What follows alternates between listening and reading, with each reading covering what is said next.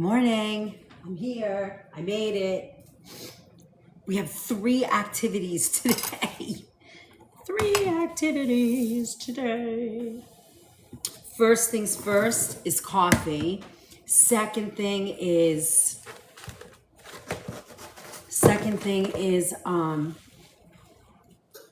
what's the second thing? Oh, our natural air fresheners, because I promised that I would do it. And then third thing is going to be fatty liver disease. Hi, Danso. But the first thing we're doing is, well, I'm waiting for my coffee, but I have to feed my sourdough. So I've got to take 100 grams out. No, I have to, what is it? I have to leave 100 grams in. And then, let me see. Oh, there it is. Hold on.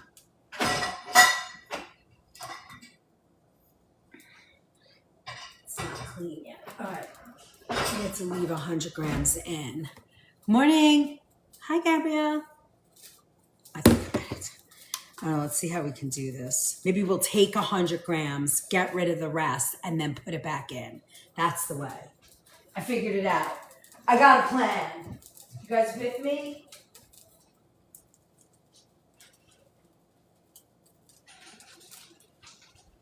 All right, and then we're gonna make air fresheners because the little wax melts. I'm gonna show you how I make them. I got my pot.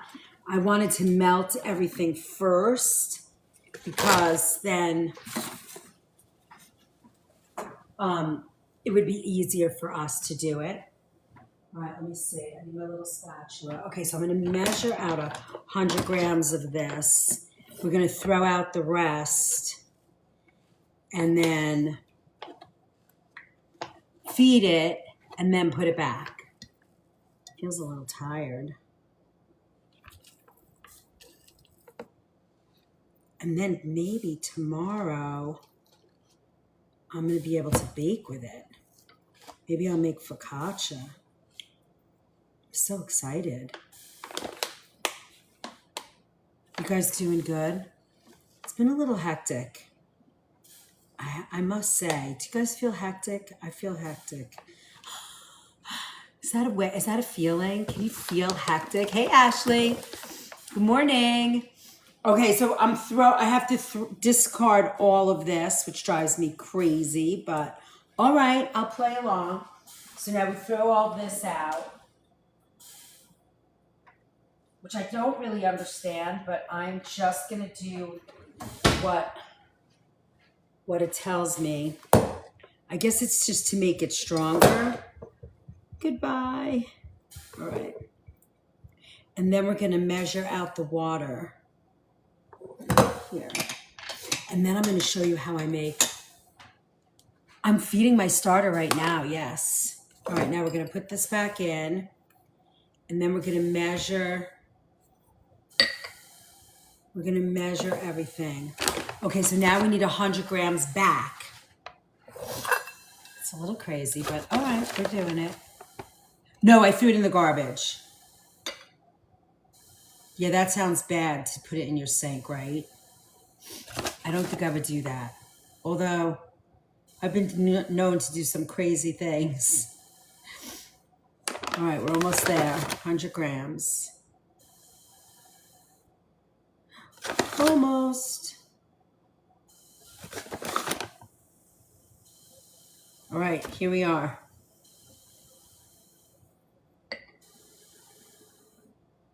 All right.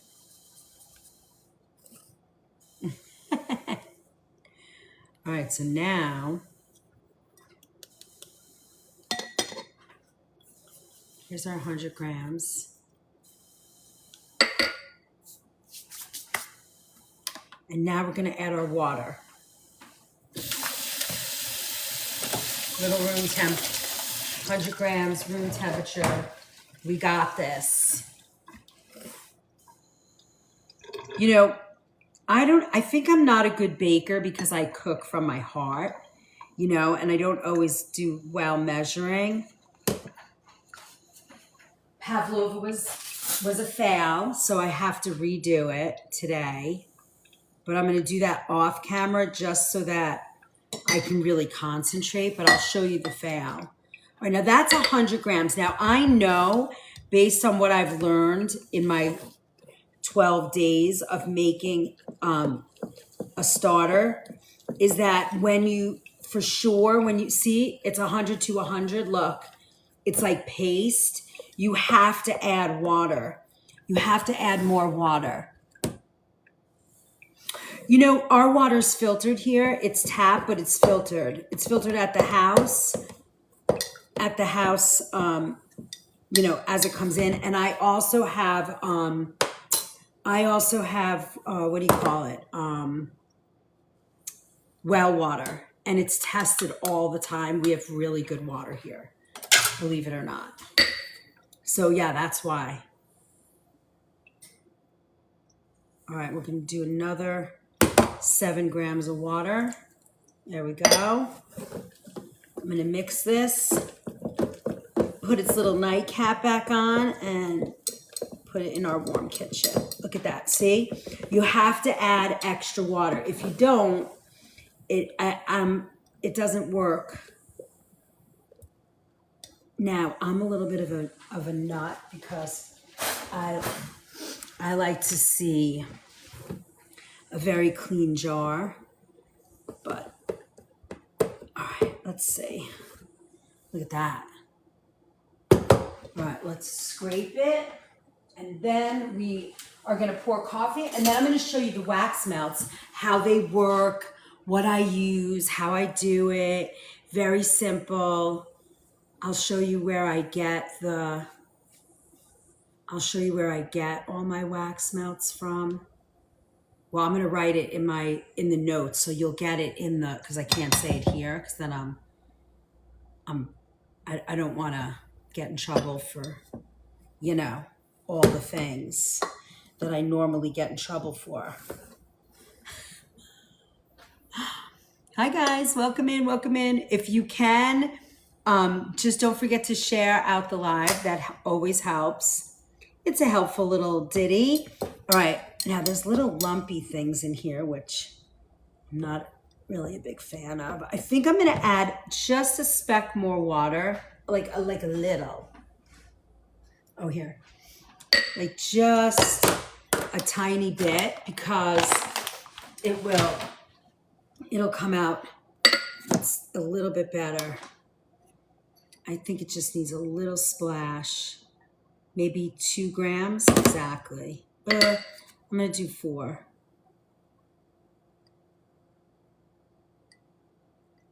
There we go. That'll do it. You know, that little bit of water makes, hey Dark Star, how are you? Good morning. Nice to see you. Ooh, if you guys like doing readings and stuff, Dark Star's pretty good. I like her, and she's fun too. Nice to see you. All right, there you go. Now, we're gonna put its little hat on. Any reading she's ever done for me has been pretty spot on. Hi, Mary. All right, here we go. Nice and simple, done. All right, put his little hat on. We'll set him aside, and he'll be nice and warm. There we go. Hello. He's a little dirty. I usually don't like this side so dirty, but I'm not gonna care today. All right, we're gonna stick him over here. All right, now, let me show you. So I'm gonna show you what we've made before and how I burn them, because it's pretty cool. Here's my little pot that I burn them on. You just fed yours. Yours is super dirty. I mean, that to me is super dirty, no? But it's okay. It's hard to keep it nice and clean. I get a little weirded out by that. I would have loved to see how you tied up the chickens. Oh, from yesterday? You missed it? I mean, those chickens were getting on my last nerve, but I was trying to keep it together. I was so tired.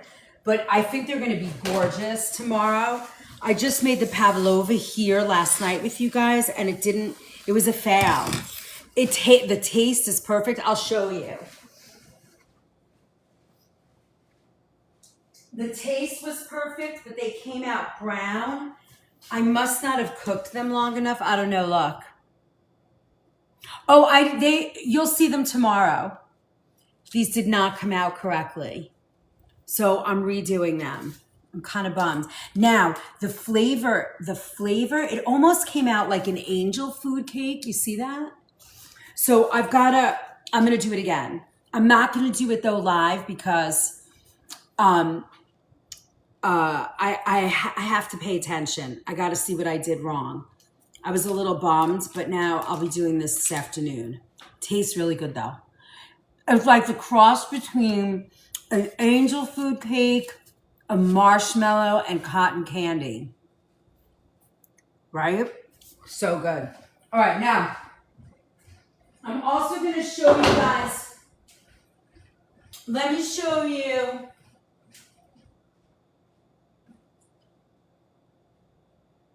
these are what we're making today. These are our wax melts. I know it really tastes good. Where are you? Miss Jones, you'll see them tomorrow. Because I'm gonna make them, I'm making them tomorrow. So this is what I do. So this one's calm, right? And you're gonna get all the oil. You know, I'm gonna show you how to make them. They're really easy to make, honestly. Smell that. This one has juniper berries in it and a little pine. You always put a pine cone in because it's so fun. But these, and then I have here, this is campfire.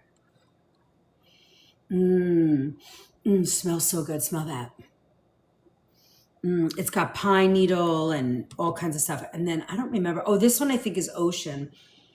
Yeah. No, this one's vanilla. This one's also calm. So what I do, so I'll show you how I do that. Let me just pour my coffee water because that's essential. That's an essential part of every day of cooking. All right. Yesterday, I dehydrated myself on camera by never drinking any water.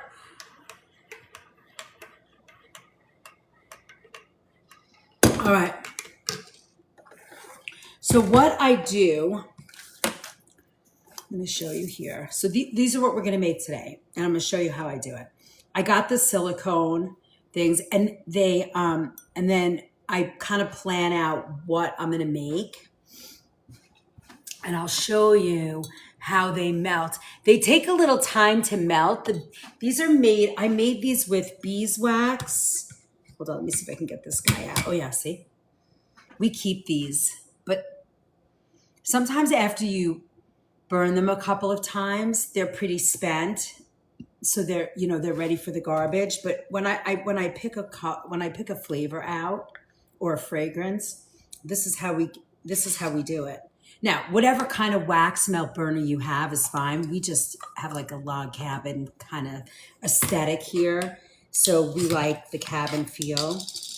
But it takes about 2 or 3 of these little wax, the little candles to burn and melt this. So it takes a little time. However, once they burn, they lightly fragrance the air. Come on.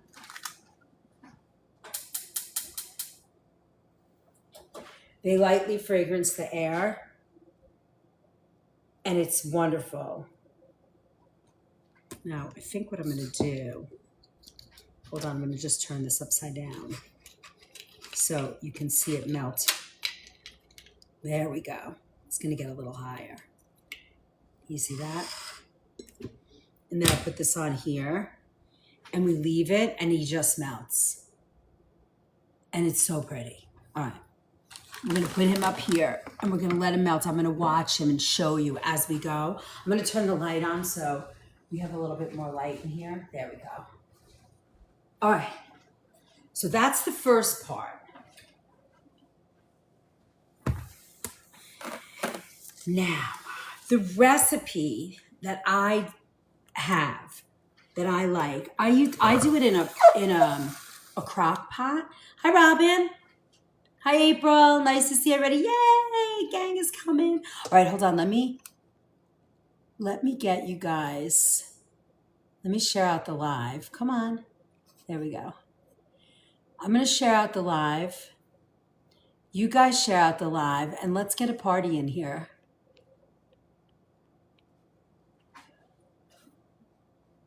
It's a little more difficult these days.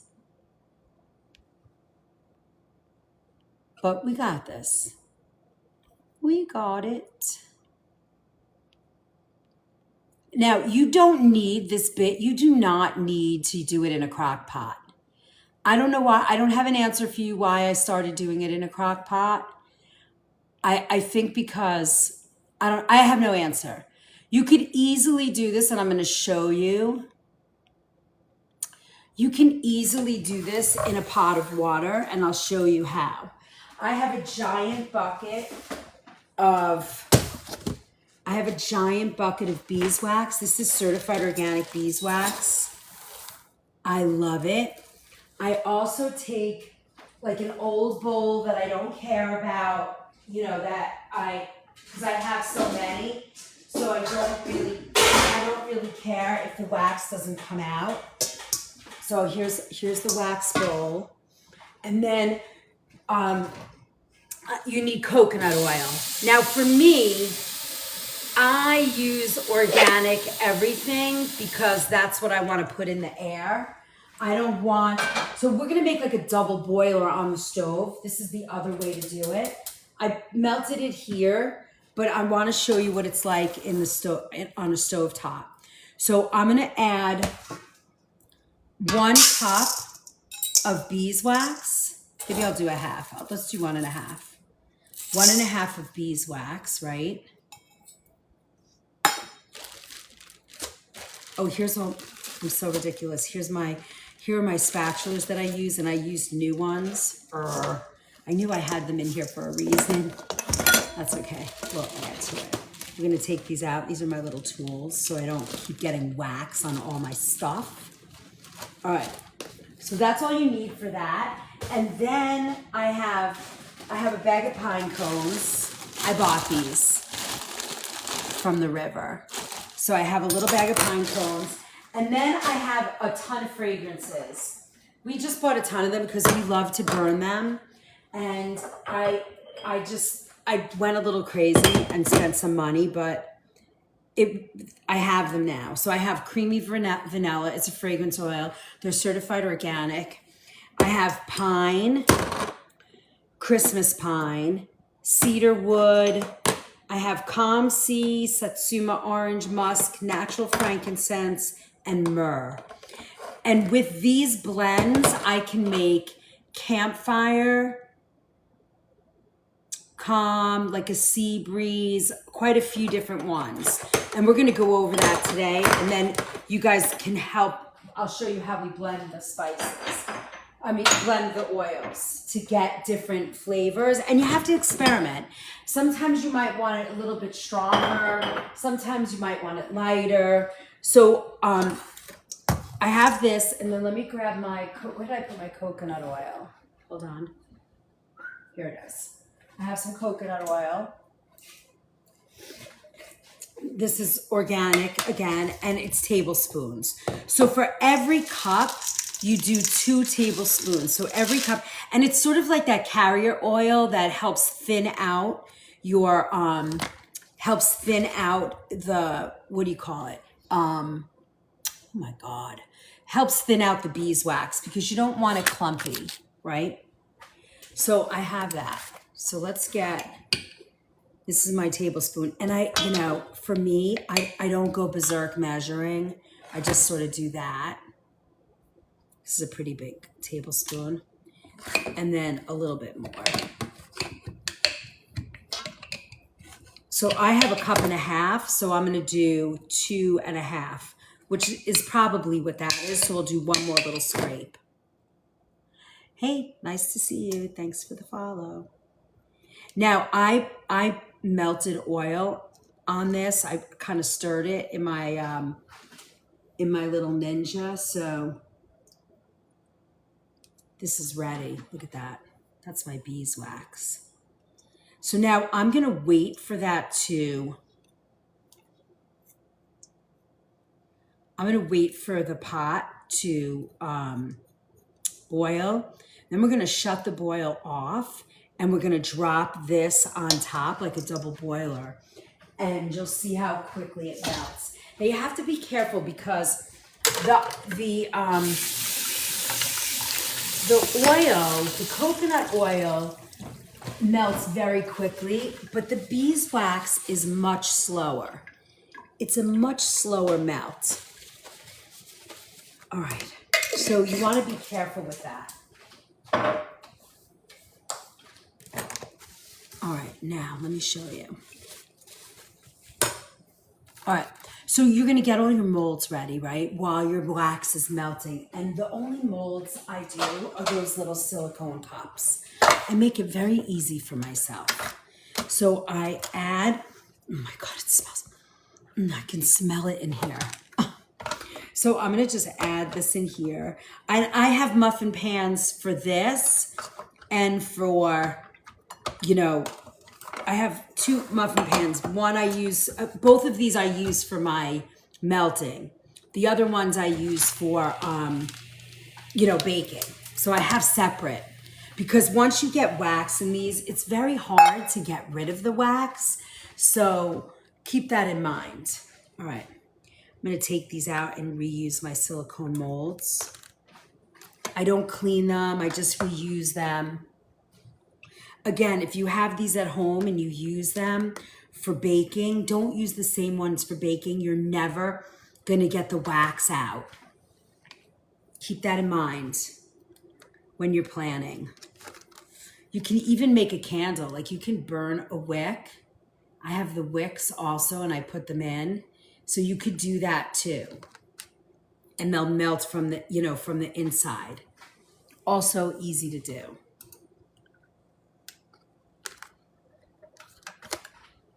All right. Oh my God, these smell so good. All right.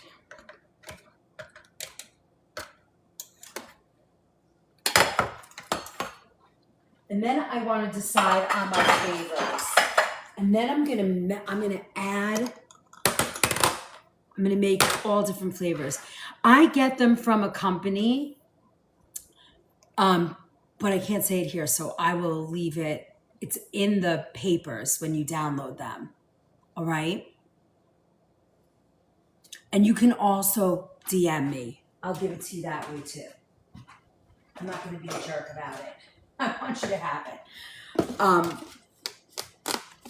Because they have baking supplies, they have cotton candy flavors. My husband wanted to make a candle, so we got these little candle molds and made like a little candle one. We haven't melted it yet. It's got like, it smells like pancakes. It smells so good. It smells so good. All right. So, but I don't like using these. They're not my thing. But I have I have the wick. I have the little melter. I have these little things that create, you pinch it and you create the wick and it goes like on the bottom. It's cool. It's so cool. You see? So I just leave this stuff in here because I don't really use it very often. All right, oops, popped right out. All right, now the other thing that we're gonna get, hold on, let me get my chair. We need some spices and things. So we're gonna get,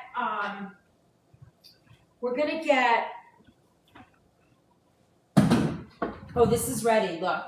It's boiling, I'm gonna shut that off and I'm gonna drop that right on. The water's not gonna touch, right? We don't want it to touch. Here is my measuring spoons, and I also have, Swiss, thank you so much. I really appreciate that a lot. Thank you, thank you, thank you, thank you. Thank you. You lit up the gallery for me. Thank you so much, Swizz.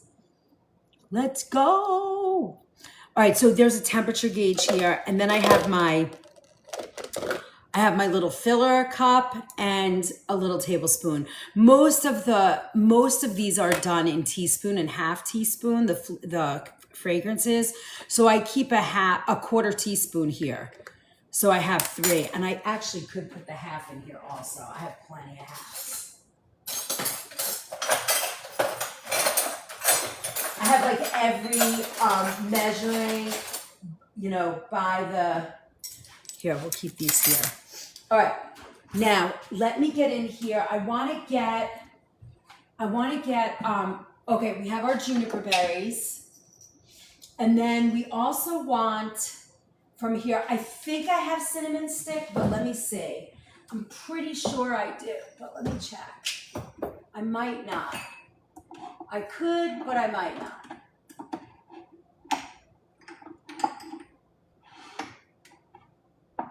I do, it doesn't look like I do. I have to get a bag of cinnamon sticks. I like to have those. All right, no cinnamon sticks. But that's okay, we have this. And we want cloves. Cloves are really nice to have. And then we are gonna get some rosemary. I'm pretty sure, do I have rosemary? Hold on, I might have it here. Well, I have this rosemary. I don't know if I have any extra. So we have our juniper. We have the cloves, more juniper, and I have this if I don't have any sprigs. You could also get like pine needles if you wanted. You can be very creative or not at all. Either way, it's kind of cool. Oh, we have some sage. Let me see. It looks like I have rosemary. I do. I have a little rosemary. Okay. And I have bay leaf, which is also very fun because that's like the happiness herb, right? When you burn bay leaf, it creates happiness. I love that. I'm just lighting it on here. Look. Put that in the pot. So we have a little bay leaf. You could put this in, right? Like a little leaf like that. I just put it in my wax melter. See, it's starting a little bit to melt. If you have a cast iron wax melter, you could also sort of put that in the oven and then drop your wax on there. It'll work. All right. Then I have a little rosemary. So depending on what we're gonna do, we're gonna use all of these things, right?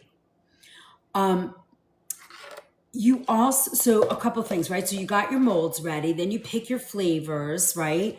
All your fragrances. Then what we wanna do is, you're gonna do like 15, I need to order all the bay leaf. I know, the bay leaf's great. Bay leaf is easy because you can just buy that in a grocery store, organic bay leaf, and let it dry on your kitchen table. It's that simple, and then you can burn it. Same with sage. If you're not growing sage, you could do that. It works really well.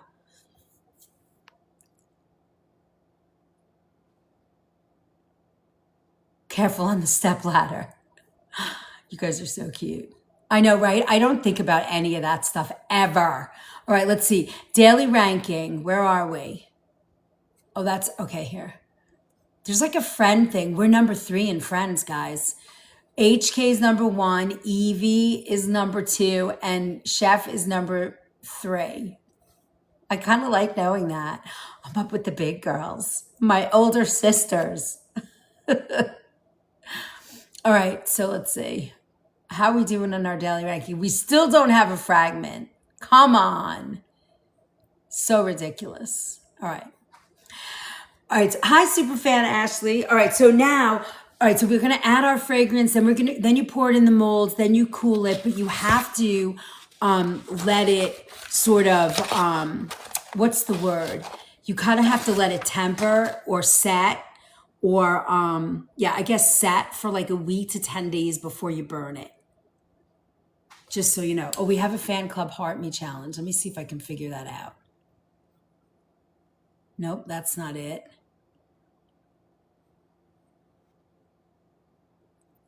Oh, our stuff went away. Let me see. And then there was I think I saw a flash goal, but I don't know where it went. All right, if it pops up again, we'll use it.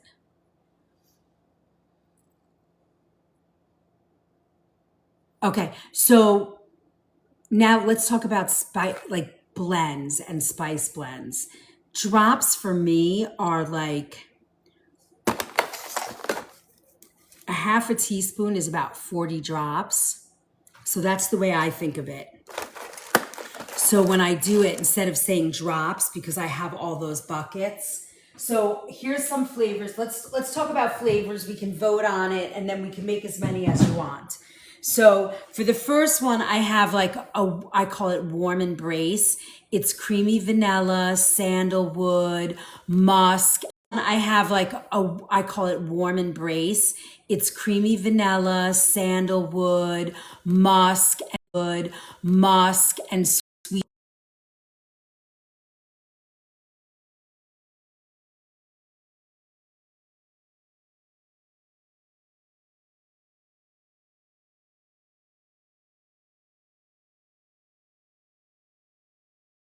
Sorry about that.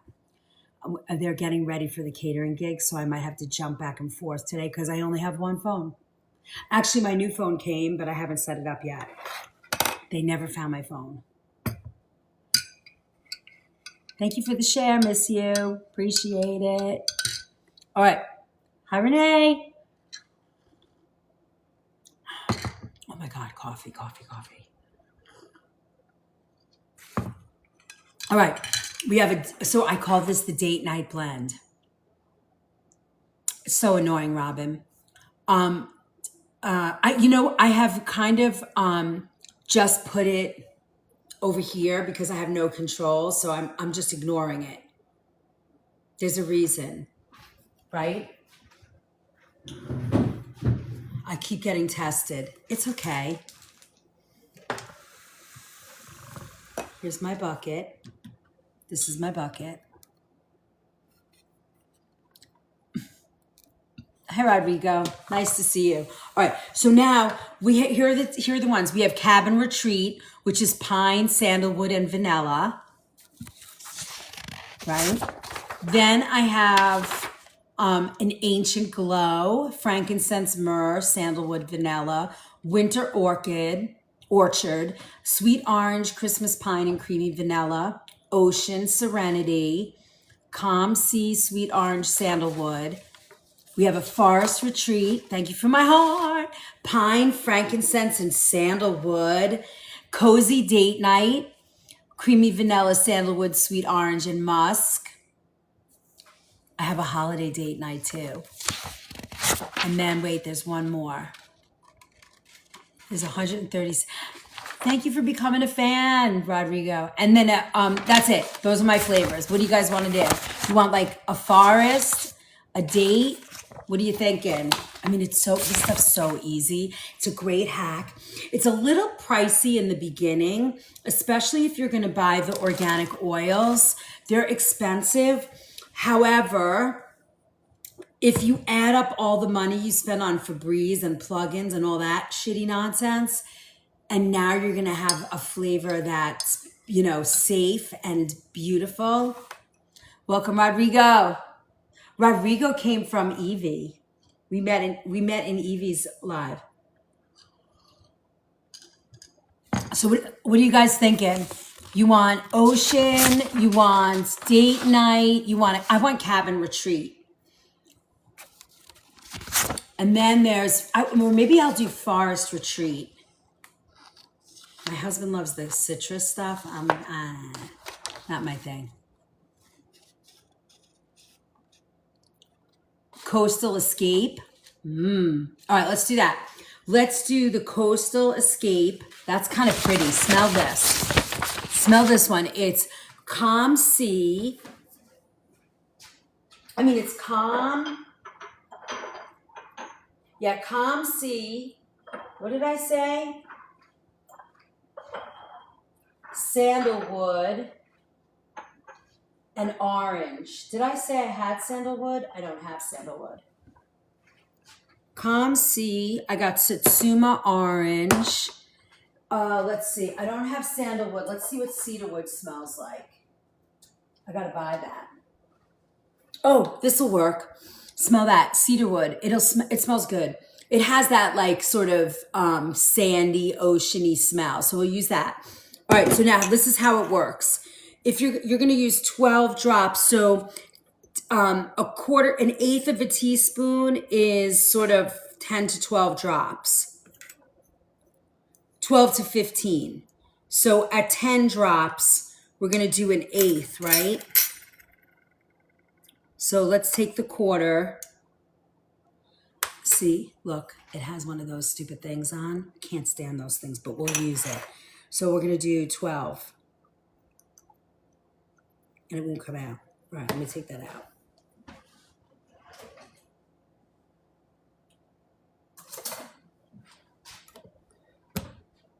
There it goes. Okay. So what I do is I measure it here.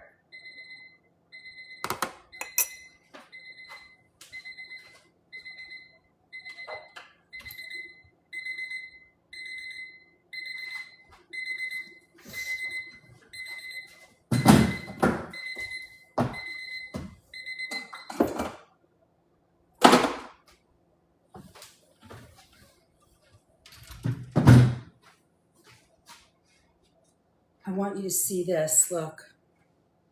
You see how that's melting? Sometimes I'll give it a stir to sort of break it up, but it looks pretty good.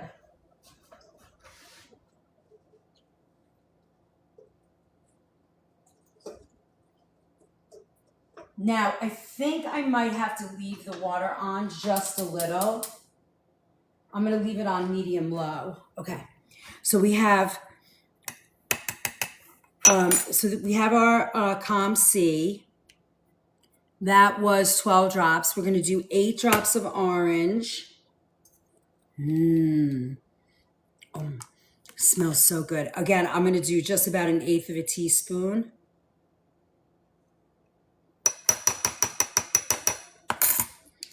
And then for our cedarwood, we're only going to do 5 drops. So that's going to be super little bit.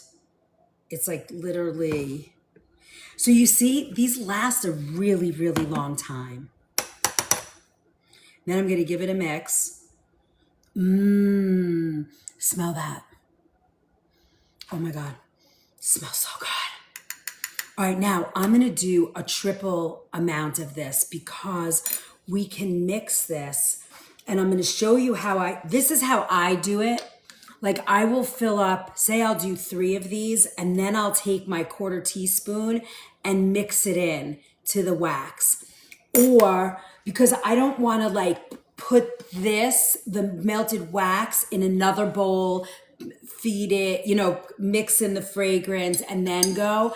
Now, if I was doing this as a business, I'd probably have, 4 different melting pots at a time. Then I would make all the oil to go in that one batch. But since we like mixes of things, I kind of do it this way. Make it nice and easy. Guys, keep that chat rolling if you can. Keep the chat rolling, share, like, jump around. Jump up and jump down. For some reason, I made all these goals and they all disappeared. No contributor display. What is happening? It's so weird. Okay, hold on, guys. I think I see what happened.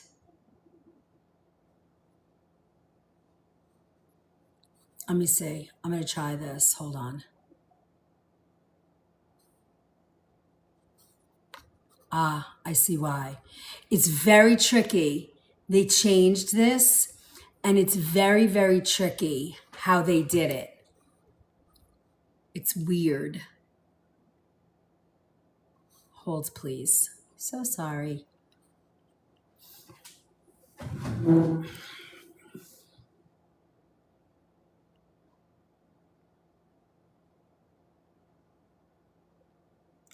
glorious me. I had a big fail. Did I show you my pavlova? It didn't work. Did you guys see it? I showed it in the very beginning. It was it tastes great, and the texture is like marshmallow, cotton candy, and angel food cake. But that's not pavlova. So I have to do it again, but I'm not going to do it here because if I do it here, I'm going to get distracted and I have to do it for, work. So I'm going to have to try again without my friends here. I'll show you in a minute. Okay, so let's do this one again. I'm going to add a little bit more. Just so I have enough. Because you do need a good 1/4 teaspoon in these melts so you have a nice fragrance going. All right. It's sort of like, I don't know if you guys go to the Renaissance Fair, but once a year I go. There's a place there that makes the oil for you. I have it on today. It smells so good. Oh, it's okay. You want to see it? It's all right. I'm not mad because I got the flavor down. I just have to get the texture right. And they're not white. Look. They turn brown. That could be the natural sugar. I don't know. They taste delicious. Look. It's like a marshmallow, cotton candy, angel food cake. Look at that.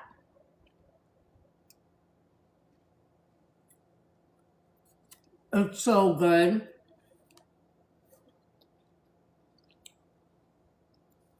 It tastes unbelievable. But I don't know what I did wrong. I don't know if I didn't leave him in long enough. But it's so good.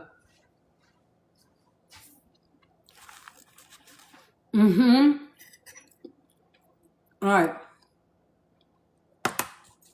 I gave some to the family for breakfast this morning, along with like a ground turkey hash with sweet potatoes and sausage.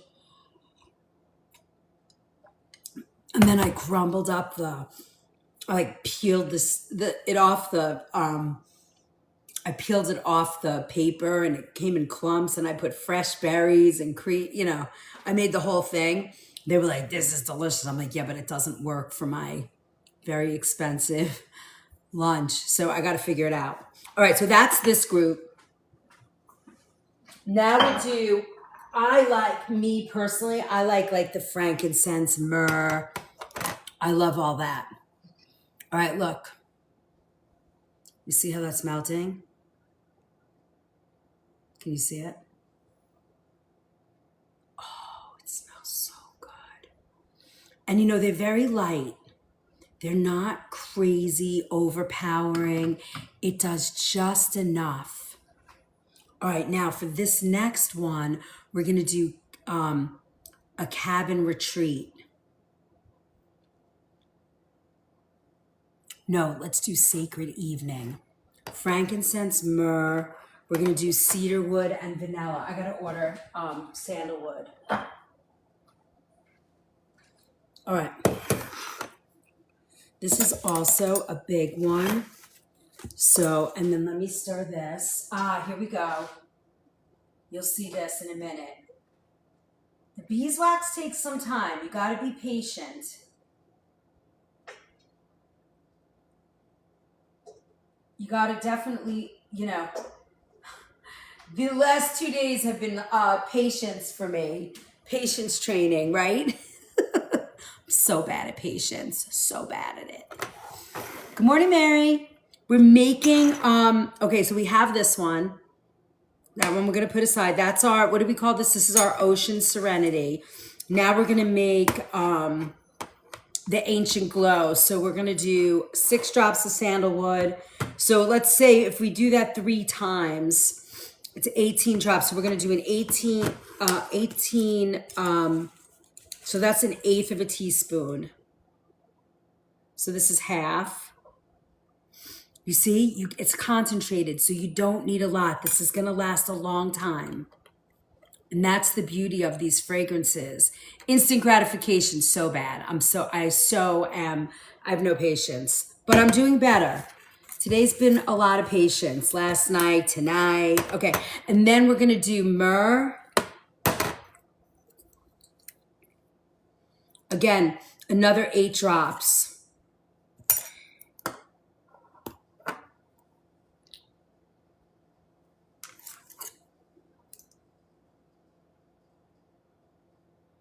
So I'm tripling that.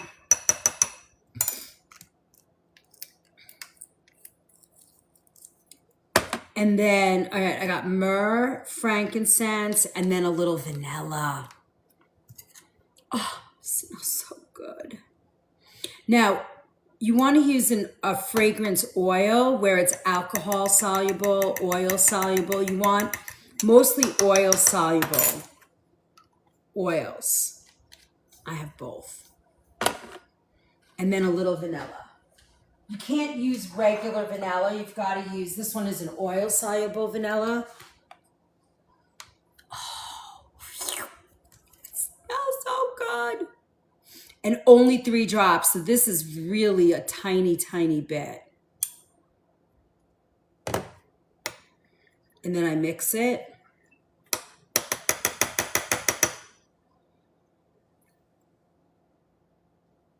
You smell it? I mean, it's ridiculous that they don't have smell-o-vision. Come on, TikTok. Let's get some smell-o-vision going. I need a scratch and sniff card. A monthly scratch and sniff card. Like, I got to plan out 6 months out. And then, could you imagine like a roast beef dinner or like a beef stew with mashed potatoes, scratch and sniff? An Indian curry vegetable? Okay, get your scratch and sniff card out. Come on, we got to invent that before somebody else takes my idea. All right, now we need one more. What do you want to do? How about fireside romance? That's vanilla. I have the little drop recipes here for you too. So we're going to do vanilla. It's 21 drops. That's a 1/4 teaspoon. A cedar wood. When you make those, what do you use them for? Air freshener. We don't use plugins here. We don't use canned sprays. These get lit up. I wanted to show you an alternative to all the nasty. Something to do. I buy all organic drops, oils from my favorite place. I've said it on here before, but I can't redirect, so we'll wait.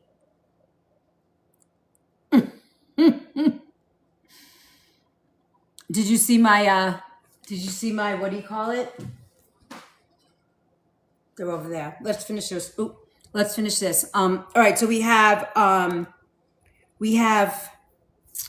fireside romance. So we did a little vanilla.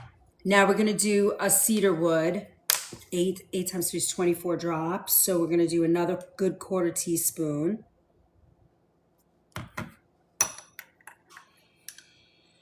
And then we're gonna do pine, not Christmas pine, just regular pine. I would say, I want to say all of these oils, all to this, I'll show you. The number $156 kind of sticks in my brain, but you see how little you use. I don't have to buy any more oil for a very, very long time. I didn't either, Mary. I have both. So Christmas pine, it smells like very bright, very fresh. And this actually smells like a pine tree. Yeah, it's more balsam. The Christmas pine is more balsam, and this one is more, it smells like a pine forest. Now, what's really interesting, you see me smelling all of these. I have that MTHFR gene mutation. I have 2 of them. I could never, ever sniff fragrance if it was chemically produced. I would have an instant headache. These do not do that at all for me, which is great. That's exactly why I love these. All right, now this is going to be a half a teaspoon. And this company makes at Bath and Body Works. Yeah, I can't go in that store, Jacqueline. So that's why I'm saying, like, these are all organic, made with organic ingredients, and their entire company, they do natural and organic. Actually, I'm going to show you something. I'm going to mirror this somehow. Here it is. Here. Can you see? You can see it? This is the organic pine. But did you see this? That's where you go. You can go in your cabinet and grab this.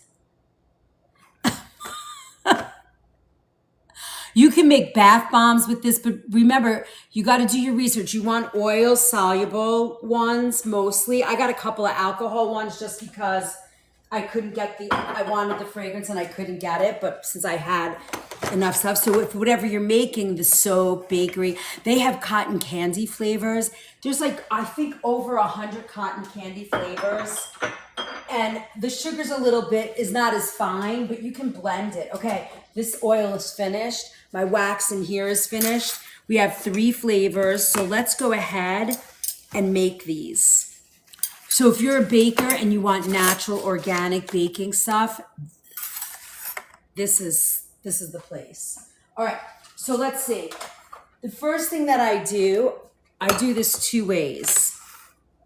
I say, okay, so our first one was ocean, our second one was romance, and the last one was like a cabin retreat. Oh no, not romance. We did sacred evening. So if you're doing rituals or something, that's what this one is. Frankincense, myrrh, and sandalwood and vanilla. Cedarwood and vanilla. This one is cabin retreat. Oh my God. Pine, sandalwood, and vanilla. Cedarwood. I did cedarwood. I don't have sandalwood. Okay, now what we're going to do in here is we're going to say, okay, for my cabin retreat, I'm going to add a pine cone just for aesthetics. Now, if you have pine trees outside, go grab a pine tree from outside. I have them, but I wanted to get, all right, I'm going to put in like 1 pine cone in each one. And then let's see, for the sacred ritual one, I have, yes, taps, taps, taps, all the good things. Look, I have these tiny little bay leaves. Look, isn't that beautiful? So we're going to put a bay leaf in here. And this is for the ritual one. And I'm just going to rip the bay leaf a little bit. Now, if you have dried bay leaf, even better. Like here's one that's a dry leaf. So I'm going to put that one in. Right? And then, look, I even have some sage. So I'm going to add sage, some fresh sage in there. Just a little, because that's strong. Right?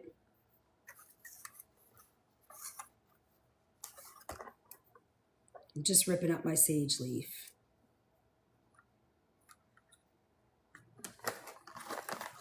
See? Now, if you want dry sage, you could do dry sage. If you want, I think I have some dry sage over here. Did we burn all that sage? Oh no, here it is. Look, guys, remember when we made those the other day, a while back? Look. Remember when we dried these and we hung them? Look. So we could add a piece of this. We could even burn it, look.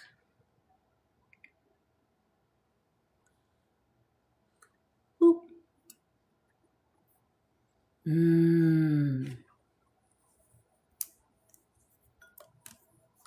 So we're just gonna add a little sage. All right, so this is gonna be camp and the other one, right? So now we're gonna take our oil, our beeswax. My sweater's, pot holder. And I have this little plastic cup. I'm gonna use this. Yes, perfect. And look, we're gonna fill this up. Now right in here, look. And then these are gonna these need to cure for about a month. I'm sorry, about 2 weeks. They take a little time. So be patient, because the more they set, the better they burn. You see?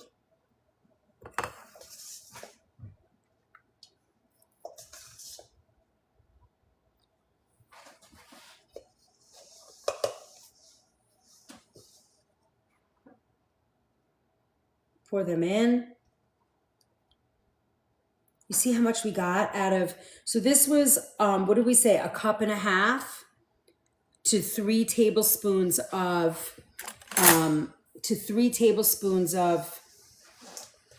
coconut oil. Now, if you don't like coconut oil, you could use avocado oil, I guess, or even an olive oil. But I would probably use olive oil for, like, you know, if you were making medicinal stuff. Okay, there we go. So look, I just leave this for the next one. Hi, Mystical. You know, I don't try and clean the bowl out. I just leave it. Now, if I want to, so now here's where we're gonna do our flavors, right? I think I'm gonna add a piece of, like, a couple of juniper berries to the cabin one. But get to know your flavors, right? If you're gonna do like that cabin flavor, you want to, I miss your face too. If you're gonna get used to the flavors that you put in, like always put a pine cone in your cabin.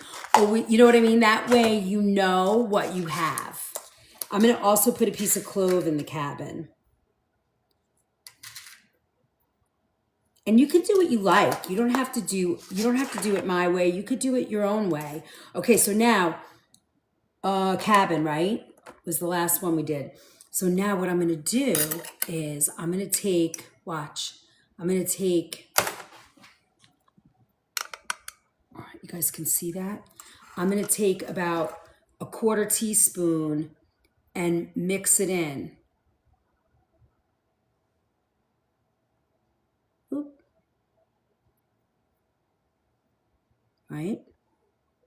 Oop. You know, this is great for, what are we making? We're making these. Remember I told you guys I would show you how to do this?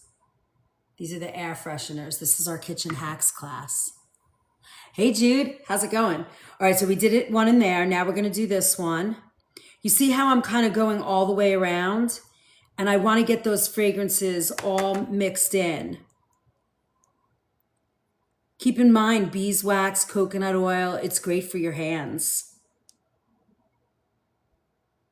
and skin, right? You know how you go into those, you know when you go into the nail salon and they stick that plastic bag over your hands? No, it smells delightful. It's not overpowering, you know, it's not fake smell. Remember, these are certified organic. So you're not gonna get that overpowering smell. And then you control the smell. You control it, right? You control by how much you're gonna put in there.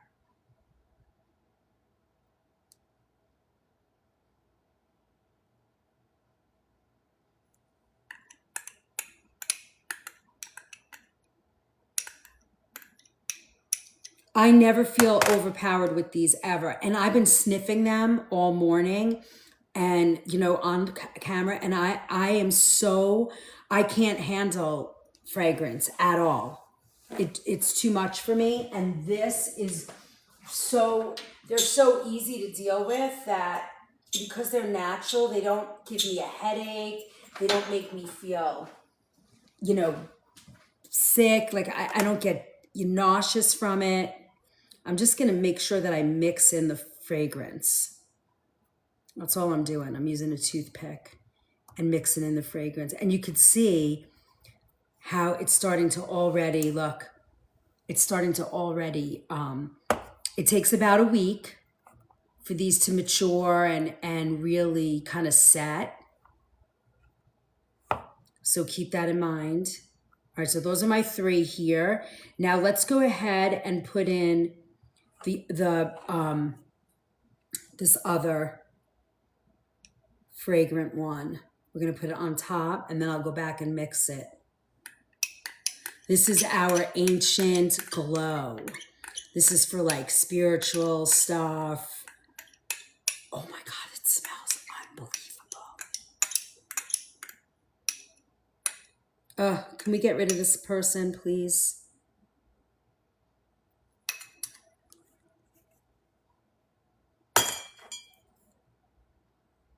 I'm just using a toothpick to like stir in the flavor. I put sage and bay leaf in here with it.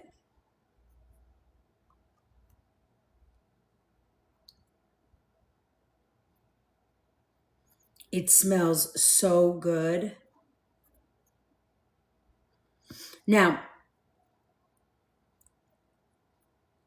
as long as you're making like an oil soluble, like a fat soluble or fragrance for these, you're gonna get a nice burn on them, and you're gonna get a nice fragrance to it.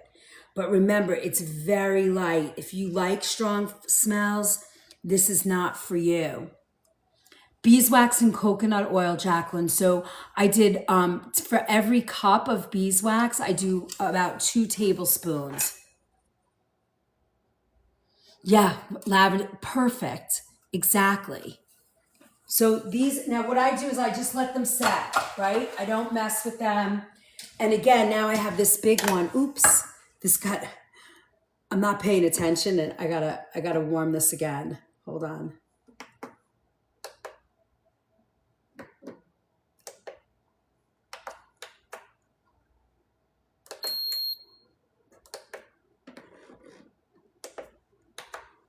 All right, we just have to make this,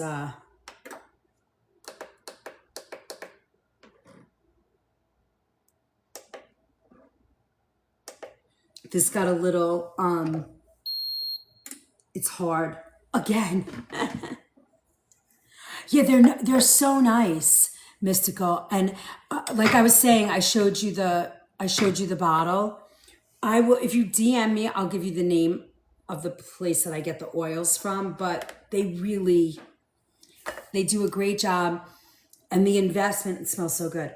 And the investment, hi Dee Marie, that we are making these. We're making air freshener melts, incense, air fresheners.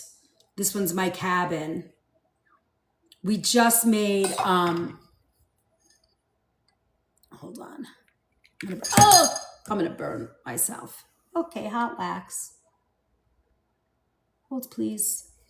Let's reset this. You know what you can do also? I know this is gonna sound crazy. If you're really into doing this, you can make your own, look.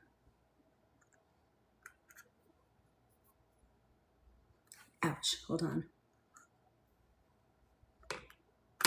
Ouch, come on. You see how these are, you see how you have these left over? You can take this out, right? If you have leftover, and you can reuse these. if you have the stuff you need, right? So watch.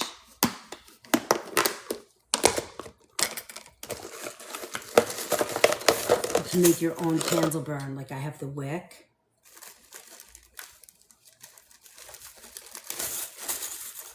These are big ones, but it doesn't matter. It'll still work. Right?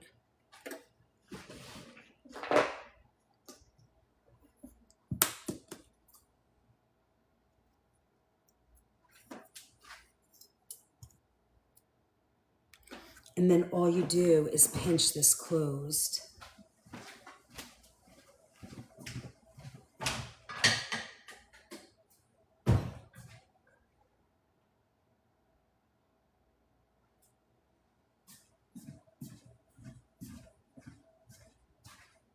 So I have a pincher.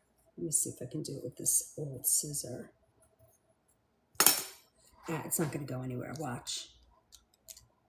Look. Now I can make my own.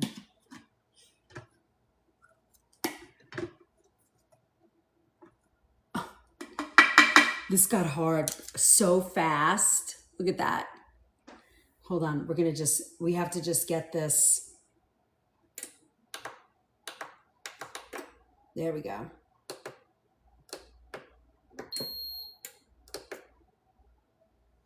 All right, give it a few minutes and it will, we'll get it. Aaron, okay. See, and you can melt your own. You don't have to you can use the good wax that we have melting here. And now you have your own beeswax candles and you don't have to go and buy them again. You can just use this. Hello. Right?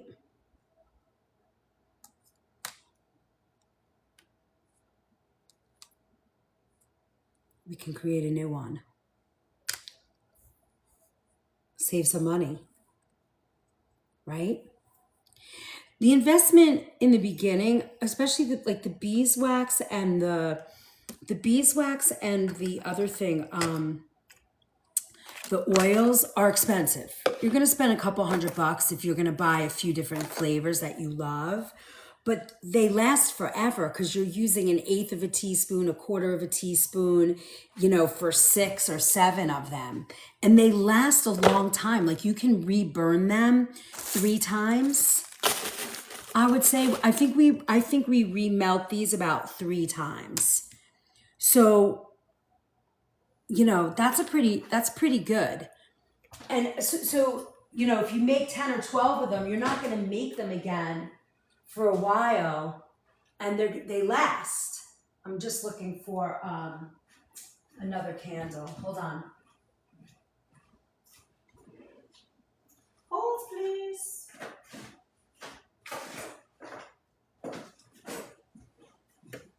Hold 1 second. Sorry, guys. Hold on.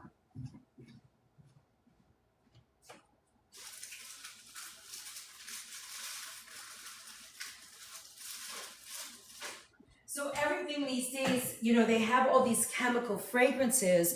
And then when you buy the organic ones, yes, this is a wonderful gift idea for the holidays. I 100% agree with you, because if you do this, honestly, you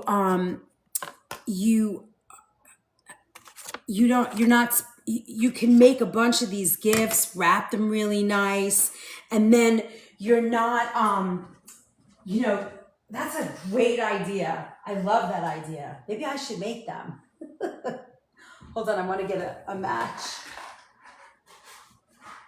It's not a bad idea. I love that idea. None of these things are lighting these days. There we go. And then to have a tea light that's made with organic ingredients, it doesn't get better than that. Okay, we're starting to move again. Here we go. Let's see how we're doing here. Okay, this is looking good. We're almost remelted. Got a little bit more to go.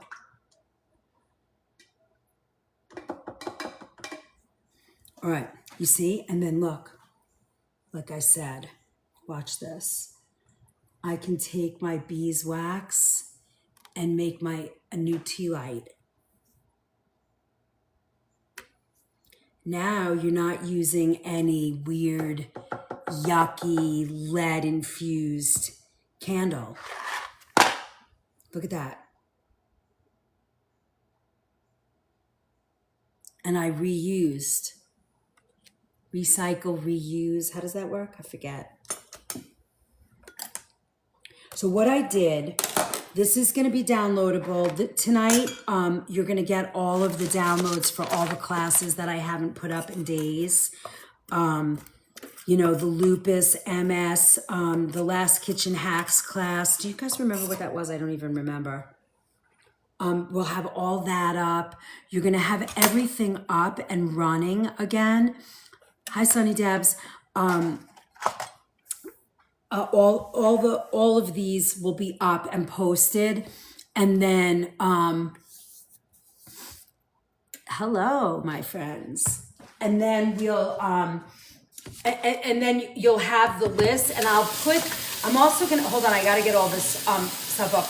I'm gonna also put the link, the LINK, where you can get your stuff.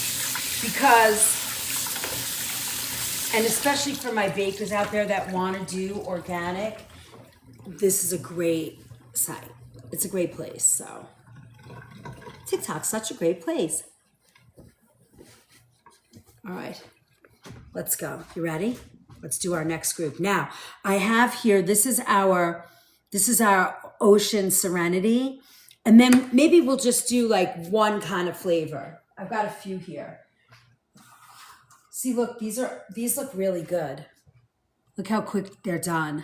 You could even add, if you wanted to, you could take a bay leaf, and I'll show you.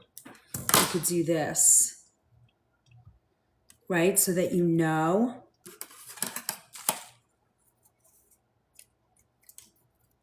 And then you can see I know these pine cone ones are for what I'm doing. They're easy to make. They really are. You just need all the stuff. Look, I'm just gonna add that, just a little wax to make sure you can see. And now I know that those are my ancient glows. They are the ones for a sacred evening of ritual, right? So if you're making your moon water, these are the ones to use. If you just want your house to smell like a cabin, this is the one to use. So now I have these, and we can do anything. This is going to be the C one, right? So for C, I don't really have much to do. Look, here's our candle. Look, now we have a tea light with beeswax and coconut oil rather than God knows what, right? All right, now let's see, what can we put in? Ooh, how about a little bit of salt?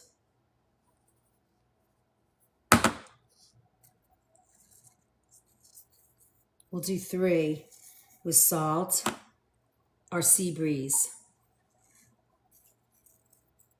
with a little of our, they are fun to make. We did this together, Ron and I, one of our date nights.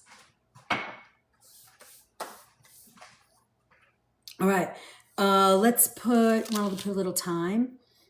This kind of smells good. I'll put like a little broken thyme in here. You can do whatever you want. It's your thing. The only thing I would tell you is you want to identify them, right? So you put something in that will identify what you're up to. If you have old seashells and you want to break a little seashell, crumble a little seashell in there, you could do that. I used to have a whole thing with seashells. I don't know where they went. It's like a whole big glass. Here. And then you can reuse the seashell, right? You don't have to break it, or this just identifies. it'll identify it, right? So we'll do a little C.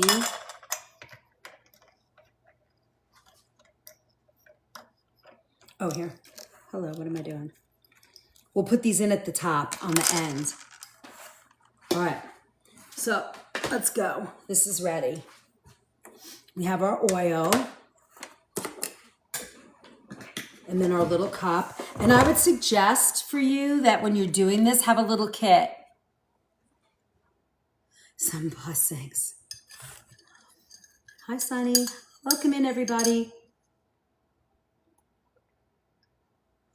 Oh, the pavlovas didn't come out. I'll show them to you again. I've showed them a couple times. They're delicious, but they didn't do what they were supposed to, so I have to redo them. All right, so I'm scooping up. Now I use this one.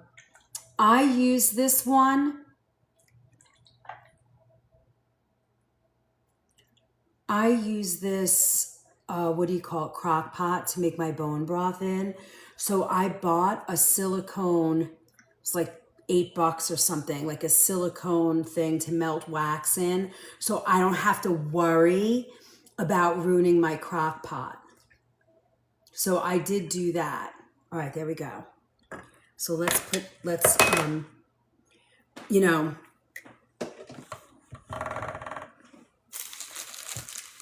so that has like a little silicone thingy on it. Okay, let's add our oil.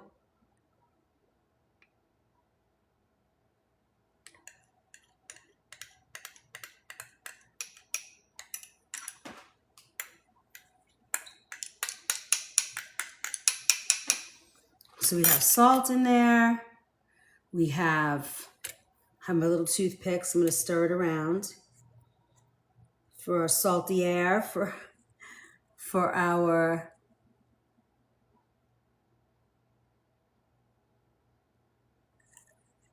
for the crock pot. Yeah, it makes a difference. Now I'm going to wait a little bit of time to get these to melt, to get these to dry up a little bit, and then we'll put our seashell in there.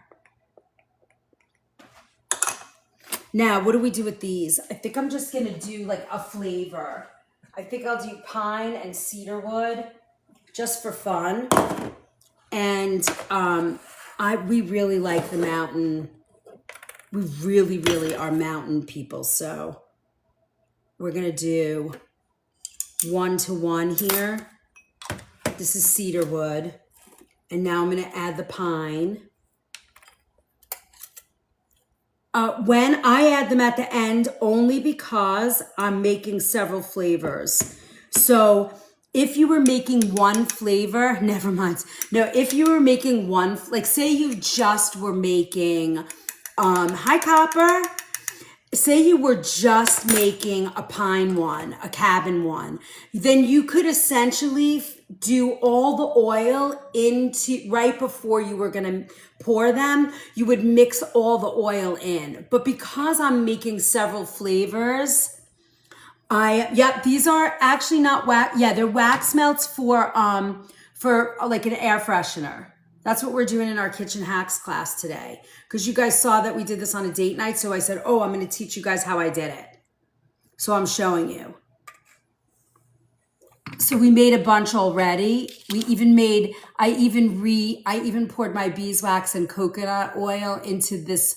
I'm reusing my candle. I had a wick. So I made my own. Instead of throwing these out, I'm just redoing. Yeah, it's a great idea. And okay, so now hold on. I'm going to just, this is pine. Now I could essentially shut this off. Hold on. I could essentially shut this one off because I'm only going to do this. Add this to my wax melt, right? Add this in and then pour the rest of the mold. I could do it like that. So I'm just doing several different flavors. So I'm pouring at the time here. I'm making it a little harder for myself, but it's not a big deal. And then I'm going to add a little bit of musk to this one. I'm a big musk fan. And because these are essential, these oils are organic and not not synthetic, they do not bother me. If these were synthetic oils, I could never do this. It would be too much. All right, so I'm gonna just mix the oils together. You want oil soluble ones, not alcohol soluble or water soluble. You want oil soluble. All right, now I save these. I don't use this stuff for anything but what I have here. These are my little tools. So I keep them in a plastic bag and I don't have to worry about getting all the wax off and using them.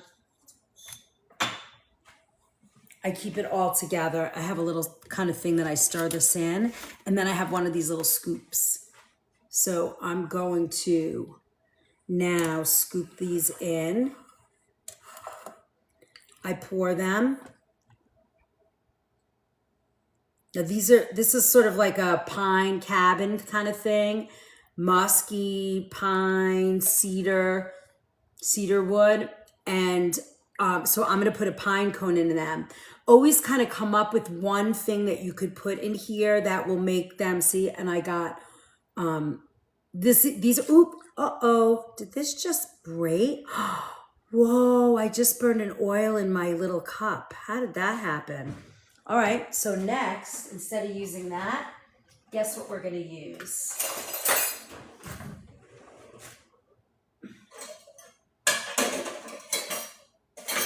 I'm gonna use our 3rd cup measure. Hold on. And that's it. No more wax to burn a hole. Okay.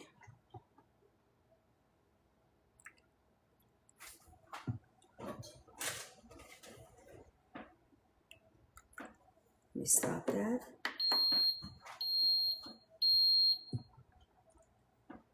See?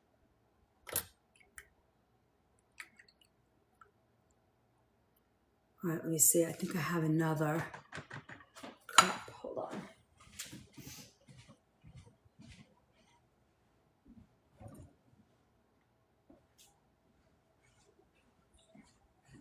So I have these little silicone. Yeah, they're silicone. I was just going to say that. I have these little silicone molds. Yeah, I'm not just putting it into...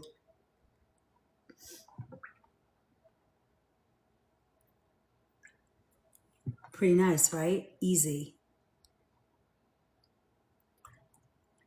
And I do have a silicone insert because I do use this crock pot again. And then I take 2 toothpicks and I kind of stir it into the mold.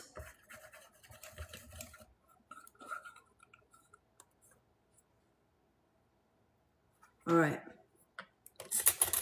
Now I take this and I pour all the fragrance, about a 1/4 teaspoon in each one.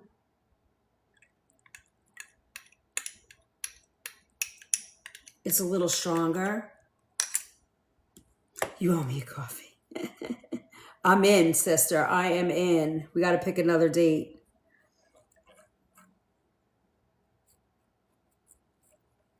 All right. We're done. So simple. Okay, for these, because they are sort of like that cabin vibe, I'm sticking a pine cone in. But I'm gonna wait a little bit because I want them to float to the top so you can see them. I've got my little pine cones. I got shells for my C ones. Look at that. It's 10:30, 11:30, 12:30. Oh, in 2 hours we got done. Now I have a little wax left in here, but I don't care. I don't have any more molds. Actually, I do. I have a little candle. I'm not a big fan of those, but I'll do it. Here.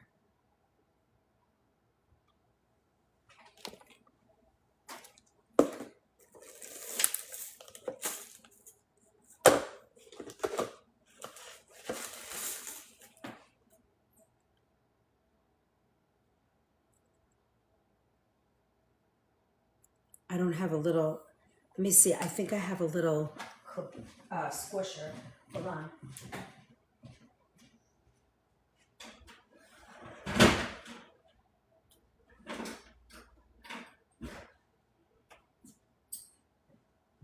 Here, this wrench will work.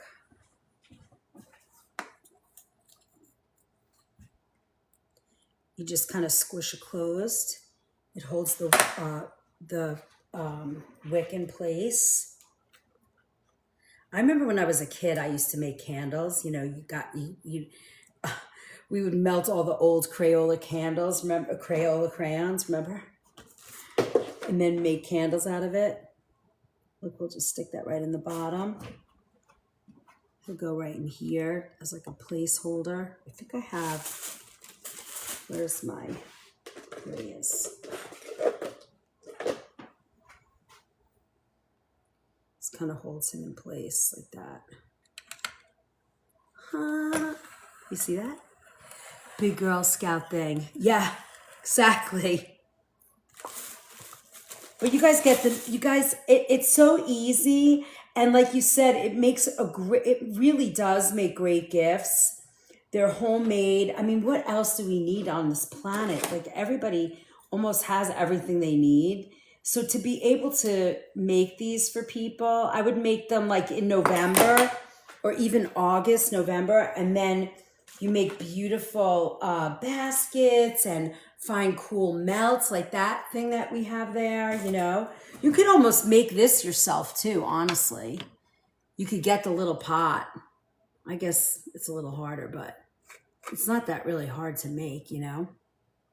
I think we probably got that, you know, in the place we all shop. Right? Just like this. And then we could put a little vanilla in this and pour that in. Now, let's see how we're going to do that. Because there's not a lot left, but let's see. And then we can just pour this in. And it's all silicone, so... Oh, yeah, I gotcha.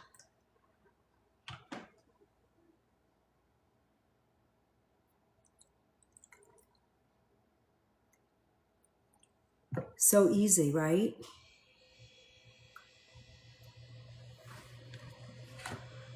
It's a great idea. Simple, certified organic. I mean, you're in. I like these silly little candle molds from my husband's idea. At first I was like, but it does get rid of, you know, if you run out of other things, it does get rid of, you know, the wax for you. And then you peel this off when it sets. This will take a good week to do its thing and set, and then you just peel it right off.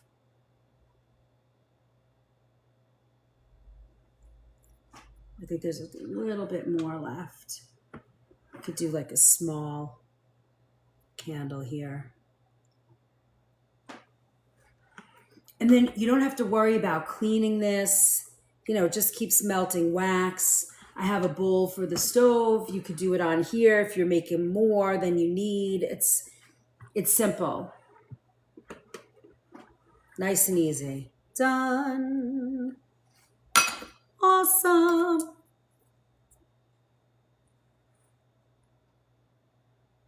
Yes. So in the crock pot or in like a double boiler on the stove.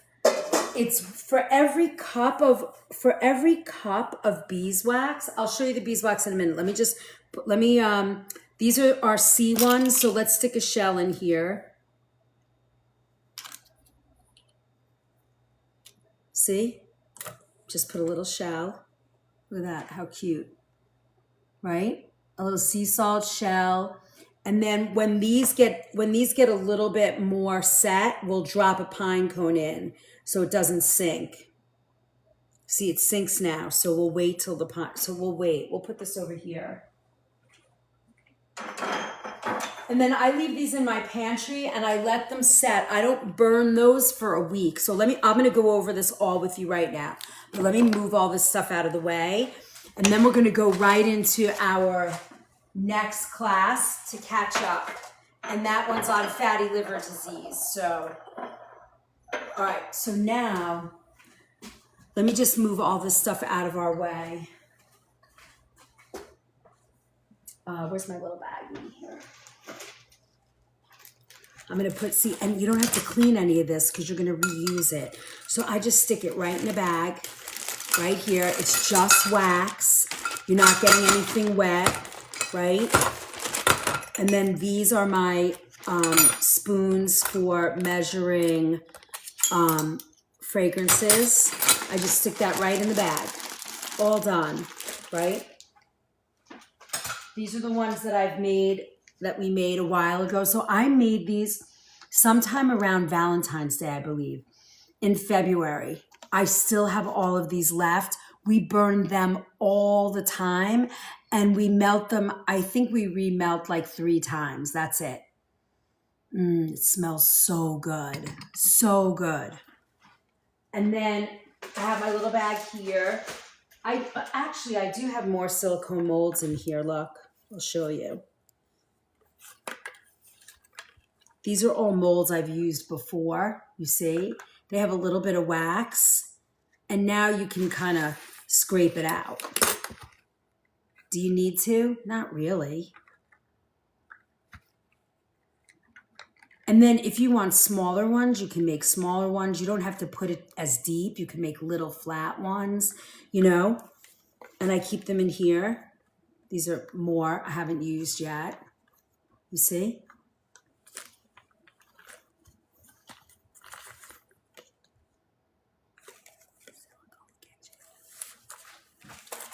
All right, and then look. I keep my beeswax in here. I even use this when I make my, what do you call it? Comfrey cream. But the first time I made it, and some of you guys got a jar, it came out a little, I didn't finish melting it. I didn't realize, and it came hard. Now I know how. That's my next thing. I want to show you how I'm going to cure those herbs, then melt the beeswax and make another salve for comfrey, bone knitting, tendon healing kind of stuff. Really strong with turmeric, comfrey, like the actual leaf. My plants are really beautiful right now. Oh, and does it help, Robin? It has it's a little grainy, but now I've learned how to do it a little better, so it won't be grainy. This is organic beeswax. You can use this. Yeah, it's pretty good. Yeah, so that's my next step. I'm going to do that again and show you. So I bought like a 10 pound or 20 pound bag. I forget. I keep my notes here. Yes, Felicia, I'm going to give you that in this little packet. And if you DM me, I can do it also for you. But yes, that's how I do it. All right, let me move this out of the way.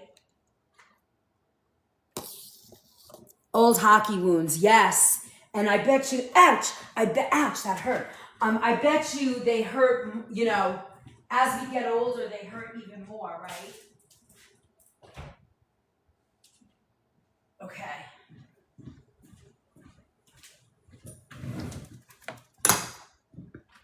There's little beeswax everywhere. I don't know how I just did that. All right. Now, to get it off my counter, I usually, when I do this too, I drop like big pieces of parchment because look, see the wax sort of is on my counter now. But I have a bench scraper, I'm pretty sure.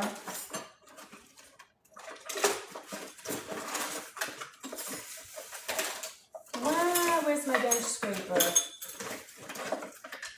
Oh, I'll use this. A cheese cutter. Do the same thing.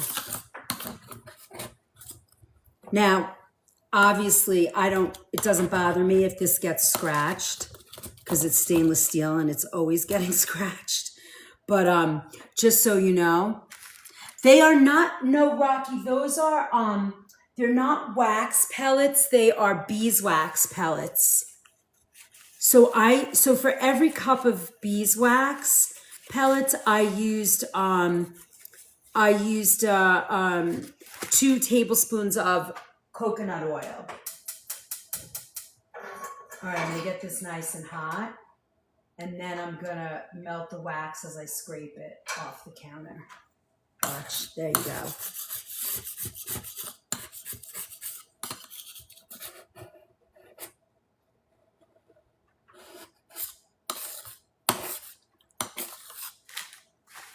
But this makes like Robin and Mystical were saying, it makes a nice gift, you know? If you're looking for a cool like shower gift, a bridal shower gift, or a Christmas gift, or Hanukkah gift, you know, holiday gift, whatever your boat floats, you know, you can do any of those things. And it really, it's nice. Or if you just want to stop using fragrance in the house, you know, and you know, it gives you a headache. Now you have a different way to do it. That's why we started doing it. And it made such a difference. I mean, I don't use any fragrance in this house at all. No sprays. Not true. I have one more spray left. I use the 7th generation thyme and lavender. You know, here, I'll show you.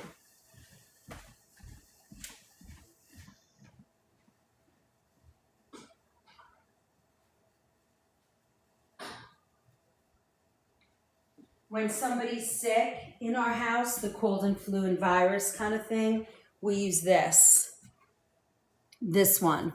It's the disinfectant spray. This is it. It's got thyme and lavender, vanilla, and thyme.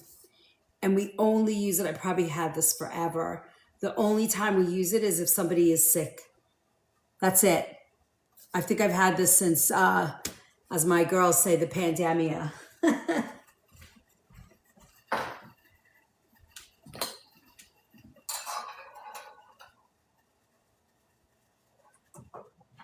Nice and hot.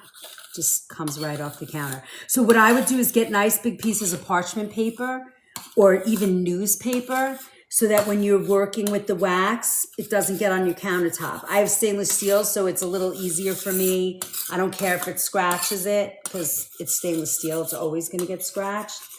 But if you have a granite countertop or whatever kind of countertop you have, make sure you work with paper. Otherwise, you're going to have a big mess on your hands. See, and then this is what's left after you melt. And you could, it still has a little smell, but look, I don't throw them out, but I guess I could now. But we have tons of them. We have a bunch of them. I think my husband throws them out, but I don't. Let me show you. We don't use any more fake ones. You know, we don't buy them in the store. We make them ourselves. You see? You can always ask you can ask a bad question. You can ask any kind of question you want. And then look, today, I just showed you, I took an old one that I finished melting and I made a beeswax tea light. Rather than throwing this in the garbage or buying it and spreading lead, now you have that. And then these we just throw in the garbage.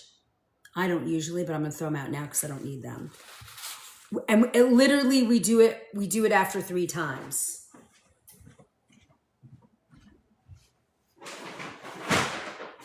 It's pretty light. It's a pretty light fragrance at the 3rd one, and it's just regular after.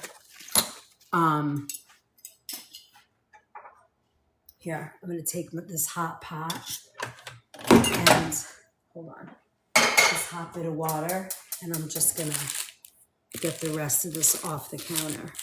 And then we're going to do fatty liver disease so we can catch up. Can I ask a good question? Farro. What do you want? What is the question about farro? Farro is the highest concentration of gluten in a grain. It's considered an ancient grain. I actually love that grain, but I cannot tolerate it anymore. But I do love the flavor. Is it good for you? It's an ancient grain. If you have no problem with gluten and you're getting a good quality, I think it's fine.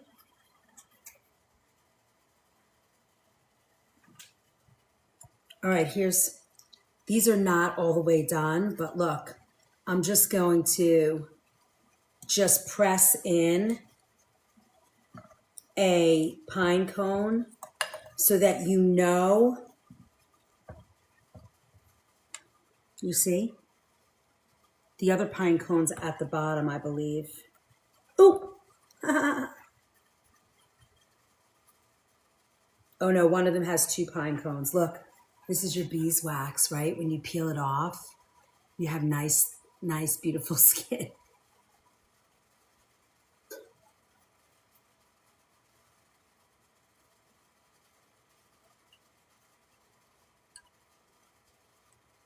Oh, you ate it? Did you like it? I mean, listen, if you have no problem with what do you call it? Gluten, then enjoy it. Make sure you get a good quality one, you know. I would buy the farro from Italy. So there you go. You even have a candle. Now, they sit for a week. Don't try and burn them before a week's up. That's why also if you're going to make them as gifts for people, make sure that you make them ahead of time. So when they, don't make them, the week before they're going to get them. Give them time to set and cure, the week before they're going to get them. Give them time to set and cure.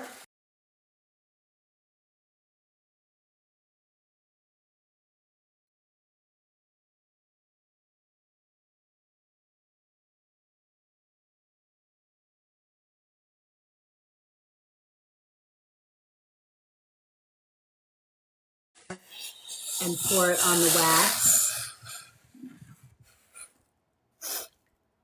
And then wipe up my counter.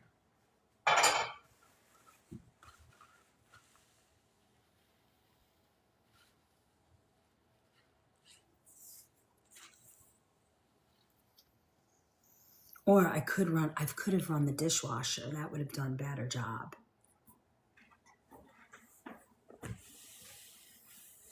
Because that'll melt it.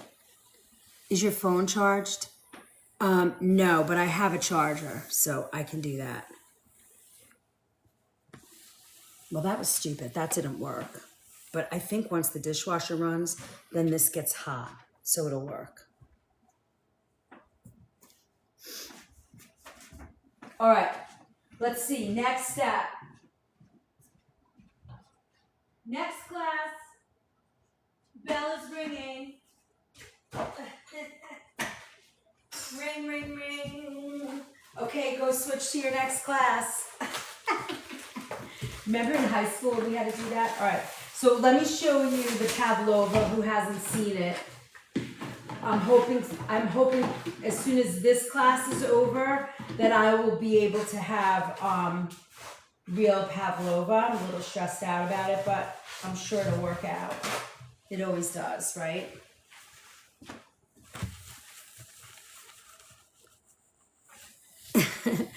The bell's ringing. Move on to your next class. Just trying to get all this goober up of wax. Next time, it reminds me, if we ever do this again on camera, make sure I have, what do you call it? Paper down. I always put paper down. I just cover this with parchment and then it just whoosh. Thank you. Love that. Thank you, Char. Appreciate it so much. Thank you. Thank you. Thank you. Thank you. Thank you. All right, let me show you. So we just made these. Beautiful. Melts. We made a cabin, one that has for like happiness and a sacred one where if you do like rituals or moon water, you could burn it during that. We made one of our own little tea light candles. Fun, fun. Yes, you can use this beeswax, and the stuff we're using is the same in that kind of stuff, like beeswax, coconut oil, olive oil, any of that you can use. You can make creams. It's just what kinds. We could do all of that, I'm all in for that. We made a little candle. This is going to take forever to cure, but we'll just let that sit there. Awesome. There you go. So now you know how to make natural air fresheners. Another step closer to ditching the chemicals, right? Clean your environment of chemicals. Yay! All right, friends. You guys ready for the next evolution? Who has to use the bathroom? Who has to get their notebook? Let me know. I can wait a couple of minutes. We're going to talk about now fatty liver disease, because that's our kitchen pharmacy for this week. And then I only have to make up a chef's table class, and then we're back on track.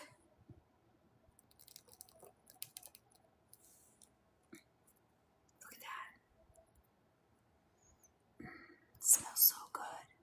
Lip balm, and peppermint, nice. You made it with beeswax. What oil did you use? Coconut? What oil? Olive, coconut.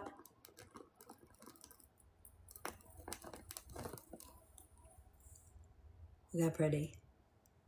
Give us a little happiness.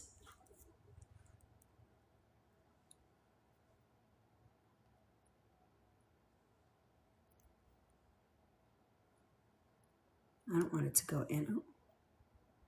There we go. This is burning. Yummy. Beeswax and olive oil. Cool. You could do beef tallow too,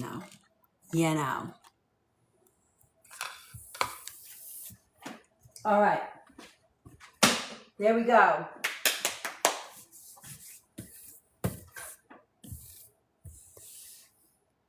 Hi, everybody.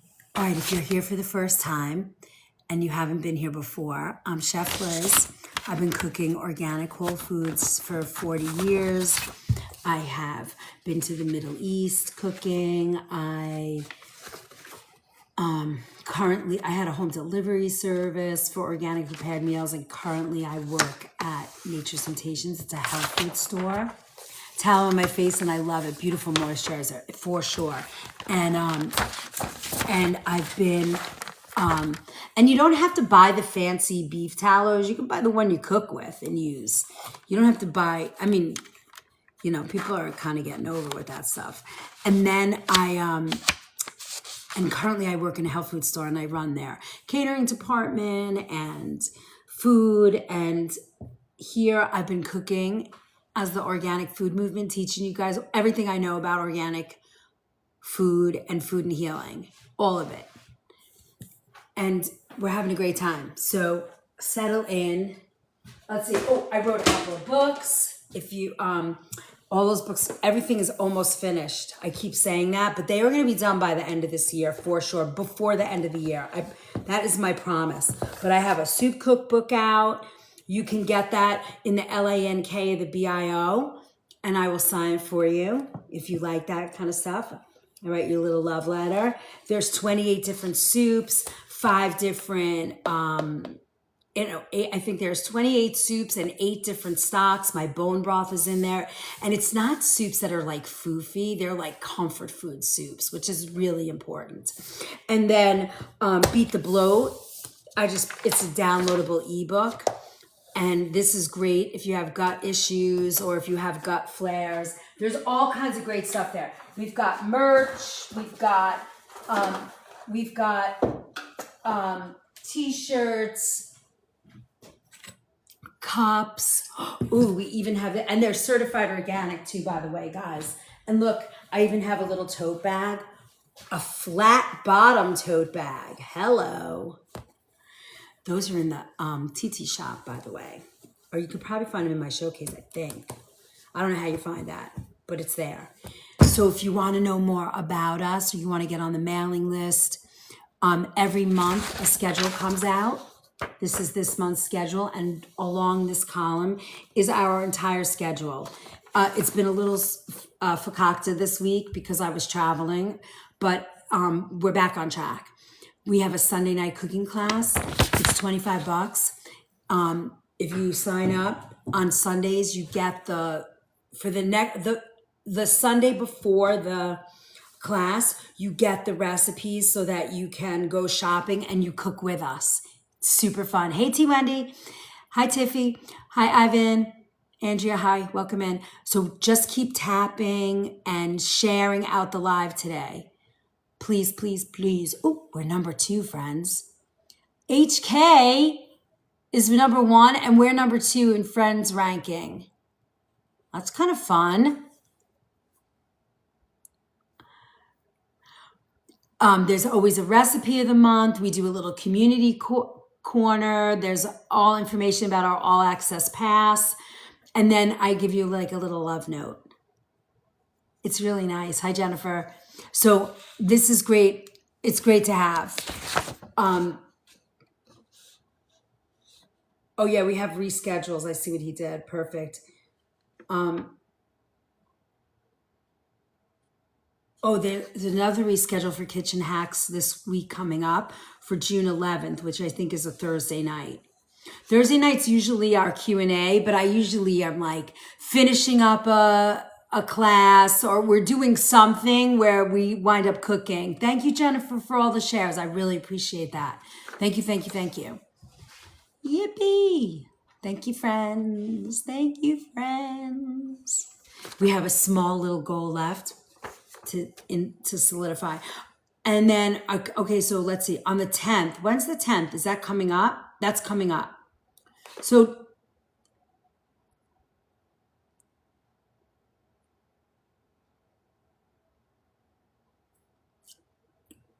let's see. Spring Fish Market. Ooh, Monday night is Spring Fish Market. Oh, you will? All right. You catch the replay. Our replays are on YT. Book a Face is fabulous place to get information. You can download the schedule there. It's a great community. We're all there helping each other, showing pictures, communicating, all of that. And then Saturday mornings at 10 a.m. is Kitchen Hacks. Kitchen Hacks, which is what we did today. I usually get on between 10 and 10:30. I'm always late, so get over it. Can't help it. I'm running 100 miles an hour. So if you can't stand when people are late, I'm not the one. But if you love the information and you can deal, I'm the one. All right, my loves, let's talk about fatty liver disease. So when we talk about fatty liver disease, we talk about when there's so much excess fat and it accumulates inside liver cells. Not the best thing to happen, but I'm going to talk about it and I'm going to show you different ways and things that you can do to help support yourself. So, the liver is sort of one of the hardest working organs, although I think the skin really works pretty hard too. That's our largest organ in the body. But it performs hundreds and hundreds of functions a day. It filters toxins, processes nutrients, regulates blood sugar. Thank you, Wendy. Produces bile for digestion. It manages cholesterol, stores vitamins and minerals, supports hormone balance. I mean, you're talking pretty large amount of stuff, right? So when there's too much fat in the body and you're eating too much fried foods, too much unhealthy fats, trans fats, fried, crap, basically, the liver can't perform the other functions efficiently because they're so busy trying to get rid of all that other shit. So over time, a fatty liver can progress from simple fat accumulation to inflammation to fibrosis, which is scar tissue, and eventually cirrhosis if it's left not addressed. And, I think a lot of people think of cirrhosis as only alcohol induced, but now we have this new kind that's like non-alcoholic fatty liver disease. The carbon 1 cycle. What's that? Explain, please. So you might not have any symptoms at all, although I disagree with that. Because I find that if you are an angry person, if you have a lot of anger stored inside you, I believe that some of that is, clogged up liver.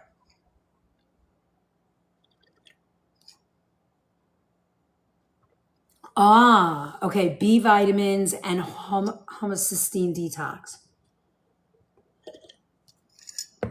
Yes, if she wants.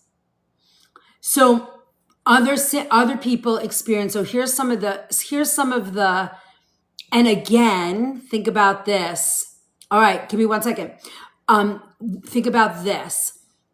Here are some symptoms that if you can't figure out why you have them, could be fatty liver, fatigue, brain fog, elevated liver enzymes, right upper abdominal discomfort. They used to say that if you could go underneath your liver on the right side, underneath your rib cage, and stick your hand underneath your rib cage, then your liver wasn't inflamed. But if you couldn't get your fingers underneath the rib cage, then your liver's inflamed, and that's a good sign.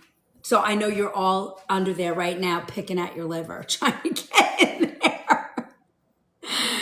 High triglycerides, insulin resistance. So it's sort of like your kitchen filter. Hi, Viviana. Would agree with that. So think of your liver as the dishwasher station in a busy restaurant, right? If the dishes arrive faster than they can be cleaned, eventually the sink becomes overwhelmed. The same thing happens inside the body. So when the liver is constantly processing excess sugar, refined carbs, alcohol, processed foods, environmental chemicals, chronic inflammation, the workload becomes greater than the body's ability to manage it, and the fat begins accumulating as a protective response, right? So when you think from that perspective, there are several major drivers, right? There's insulin resistance. That's the strongest contributor, right? The cells become resistant to insulin, blood sugar rises, the liver converts excess sugar into fat, and then the fat accumulates inside the liver cells. I know you guys are all feeling your livers right now and going through your diets. Then there's the metabolic syndrome, right? That includes belly fat, high blood pressure, elevated triglycerides, blood sugar, and low HDL.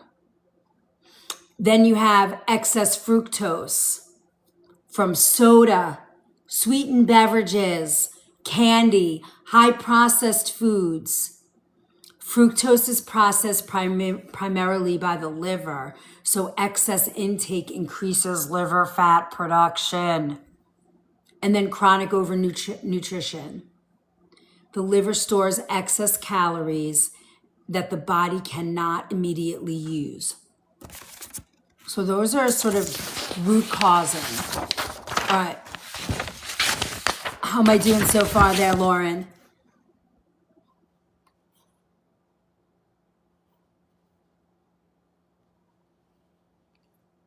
Where are you? Hold on.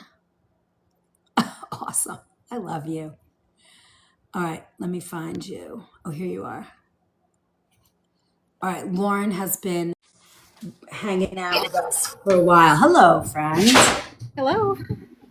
All right, give me top 3 things that you can think are the most important when we're talking about fatty liver disease. Oh boy. How's that for throw you under the bus? That's okay. I like a challenge. Top three things. Well, you mentioned blood sugar and blood sugar dysregulation. So usually we see fatty liver disease as a subsequent thing with the type 2, because the blood sugar is dysregulated. So it's filling up the liver because that's where glycogen is stored. So what happens is that there's no room for the normal amount of cholesterol to be stored in the liver, so it goes into the blood. So that's why you very typically see with type 2 cardiovascular disease happen subsequently as well.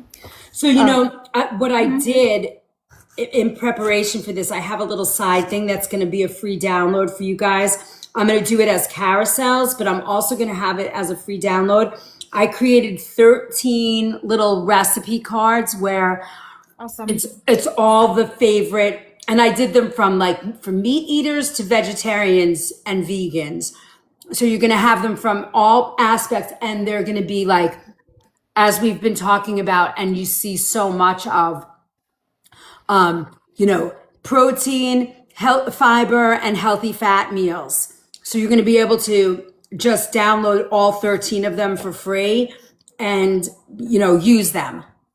That's amazing. It's such a great thing that you're providing with all this information. I swear. I'm so proud to be a small part of this. I mean, yay! So that's the first thing, is dysregulation of blood sugar, like I mentioned. So what's a secondary thing? I think Lauren, that is probably the most important thing, because when your blood sugar is messed up, it affects everything. It so does. Hormones. Yeah. I kind of feel like and it's probably the easiest thing to fix, don't you think? To a degree, yeah. I mean, because I with some of my patients that I've helped with type 2 and type 1 for that matter, but because some people who are diagnosed with type 1 are kind of in that latent area of, they were diagnosed in their 20s or 30s with type 1. It doesn't really fit because they're suffering from high blood glucose versus lower. So it's kind of that go between of which one is it, and it's kind of both, because one of my patients suffers from high glucose and higher A1C, and she's type 1. But anyways, so I mean, the high fiber is a huge factor with lowering glucose, as we already know, that you've taught us and what we've learned, and reducing saturated fats as well, and triglycerides is super important, to not have any more unnecessary fats going into the liver for fatty liver disease, particularly. And another point to kind of bring home is activity, because when we're working our bigger muscle groups, we're using up our glucose, then we're tapping into those glycogen reserves in our muscle and our liver, and then we can effectively reduce our glucose, then subsequently reduce our cholesterol as well. That is like, I find that as such an unsung hero, because it's, people think, oh, I gotta do HIIT training and jump around like a lunatic, and really it's as easy as a 15-minute walk after a meal to make things move, if you can just start from that perspective. Yeah. And whatever you can work with your larger muscle groups is going to utilize that glycogen in your muscles and your liver. So even if it's like lifting, one 10-pound weight over your head and then up and down, or doing squats with a 10-pound weight to work those larger muscle groups, that's really going to help in the long run. That's cool. And you can start out with 4 or 8 pounds. You can, yes. You sure can. Robin said berberine. Yeah, there are lots of studies showing efficacy for berberine. I don't know if I can say dosages on the TikTok, but there's studies that show specific dosages. I can mention them if you want me to. I don't think you can. Okay. I think you can So- say it from what works for you. Okay, so what has worked for one of my patients, so this is not like medical advice across the board, TikTok, Right. is 1,000 milligrams. And that's a broken up dosage, so 500, 500. You know, it's interesting because I have always berberine has always been on my radar, not necessarily for glucose or blood sugar regulation. I have always known about berberine from a perspective of like I guess like a parasite or a bug sort of debugger. Yeah, that too. Yeah, it's interesting the usage for that across the board. I think the dosage definitely makes like the medicine for that, I guess. Yeah. But so yeah, I mean, berberine has great antimicrobial and antifungal That's the word. properties. Thank you. But it Antimicrobial. also, yeah, it's also been studied like in the last more so 5 years for its glucose stability. And I forget the exact mechanism for that, but it has to do with utilizing glucose better. So I think what they did too, I know for me, where I first saw it was in like kids on the spectrum where their guts were messed up. So they would do like pulsing of what did you call it again? Antimicrobial to like get little kids' guts. So they would do that, Pau d'Arco, the berberine, grapefruit seed extract, and they would pulse it, like 2 weeks, 2 weeks, 2 weeks. I forget, there was a couple of others, and it really made a difference. And I wonder if that, part of the side effect of using the berberine was like that insulin and blood sugar regulation, and now they're studying it. yeah, totally. Even with ADHD in kids, there's a blood Yes. sugar dysregulation problem. So I don't think it's been studied specifically in pediatrics, but maybe that's next steps. But Yeah. another thing I was going to say was, and you'll probably get to this too, about milk thistle and dandelion to help. Oh yeah, with, that's yeah. coming up. Yeah, that's fabulous. That's a fabulous tool. People don't. I think milk thistle is very underrated and very unknown about the support that it plays in liver health. Exactly. Is that 3? I think so. Yeah, because I What said else? dysregulation, and then going back to the carbon 1 cycle. So Oh yeah. it's my favorite cycle because 45% of the population has MTHFR, and that carbon 1 cycle is the distinguishing factor of whether or not you utilize your B vitamins. So people with MTHFR in the carbon 1 cycle, they don't transfer SAMe to homocysteine very well, and they can't clear homocysteine, so they need the methylated vitamins to make sure that they put it into the right part of the cycle. And for myself, I have the MTRR gene mutation, so I don't utilize methylated vitamins very easily. So I have to use the bioactive B12 and folate instead. Like a liposomal one?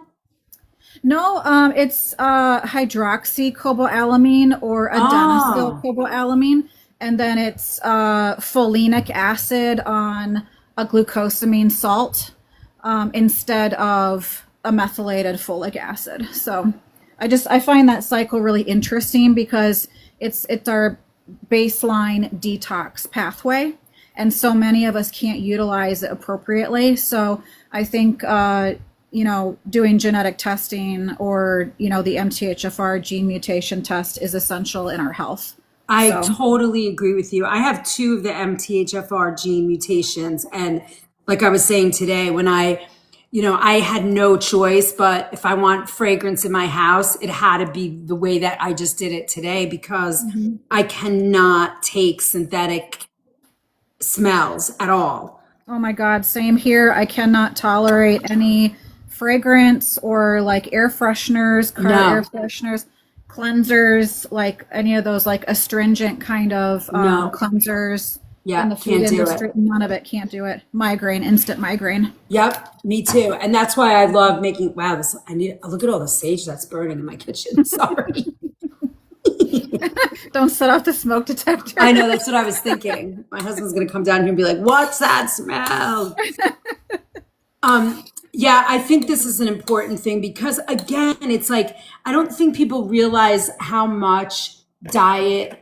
Yes, there is obviously a genetic component, but it's amazing how much diet plays such a role, and it's simple changes. Like it doesn't mean you can't eat a heavy fatty food, but if you make a better choice in the fats that you're using, it's just works better in your body, Absolutely.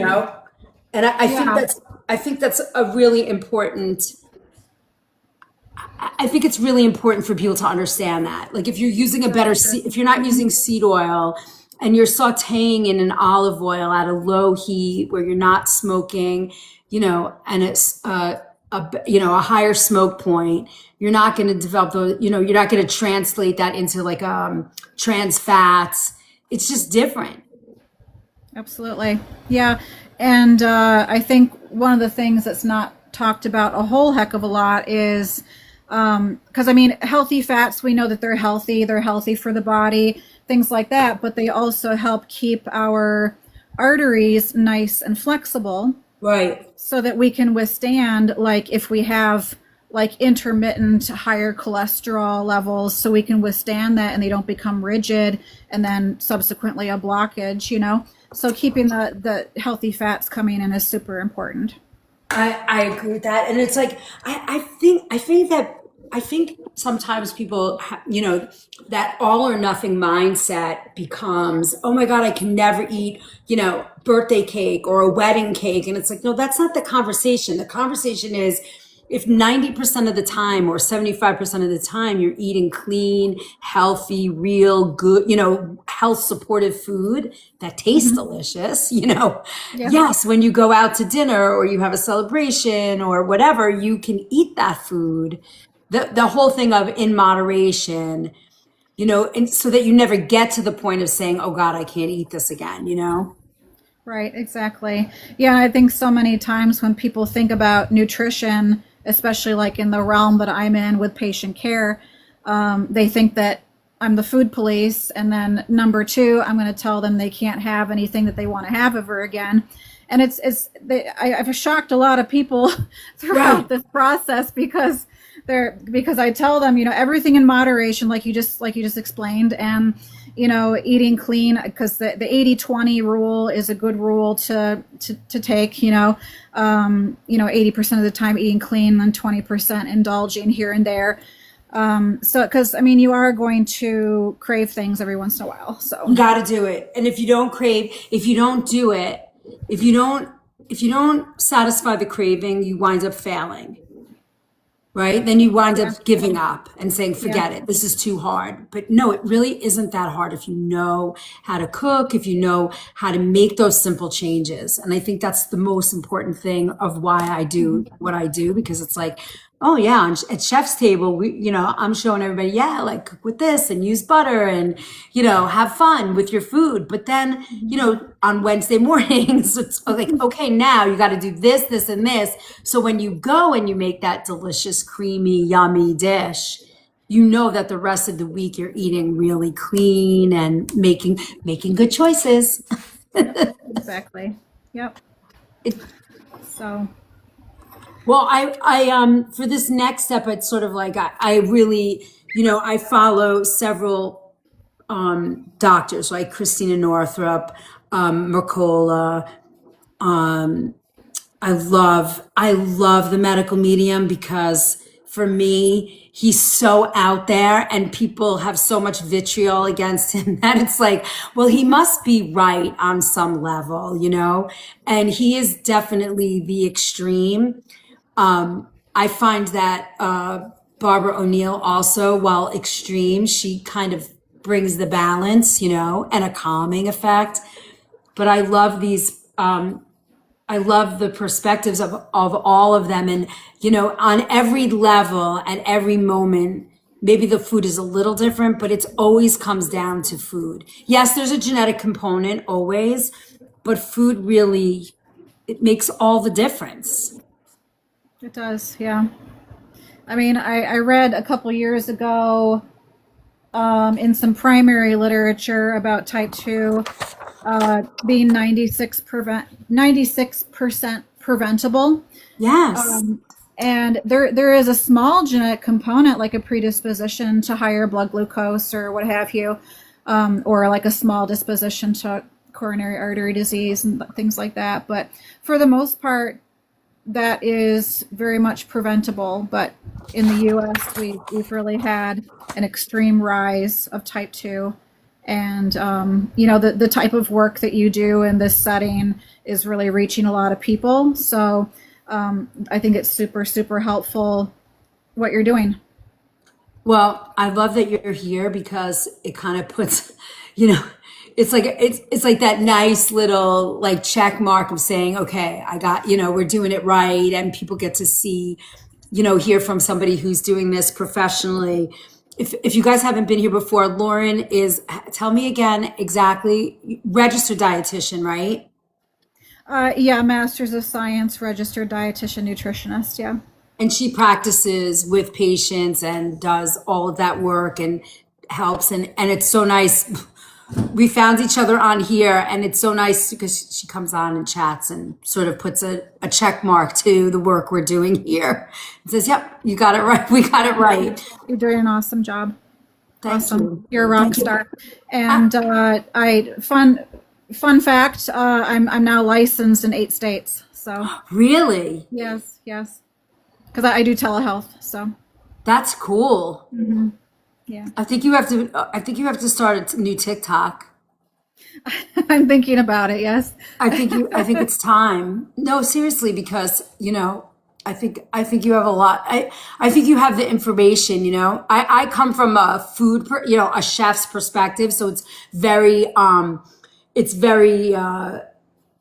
parochial. It's very like, you know, easy to understand, where you have all that science background, and I think people appreciate that, you know.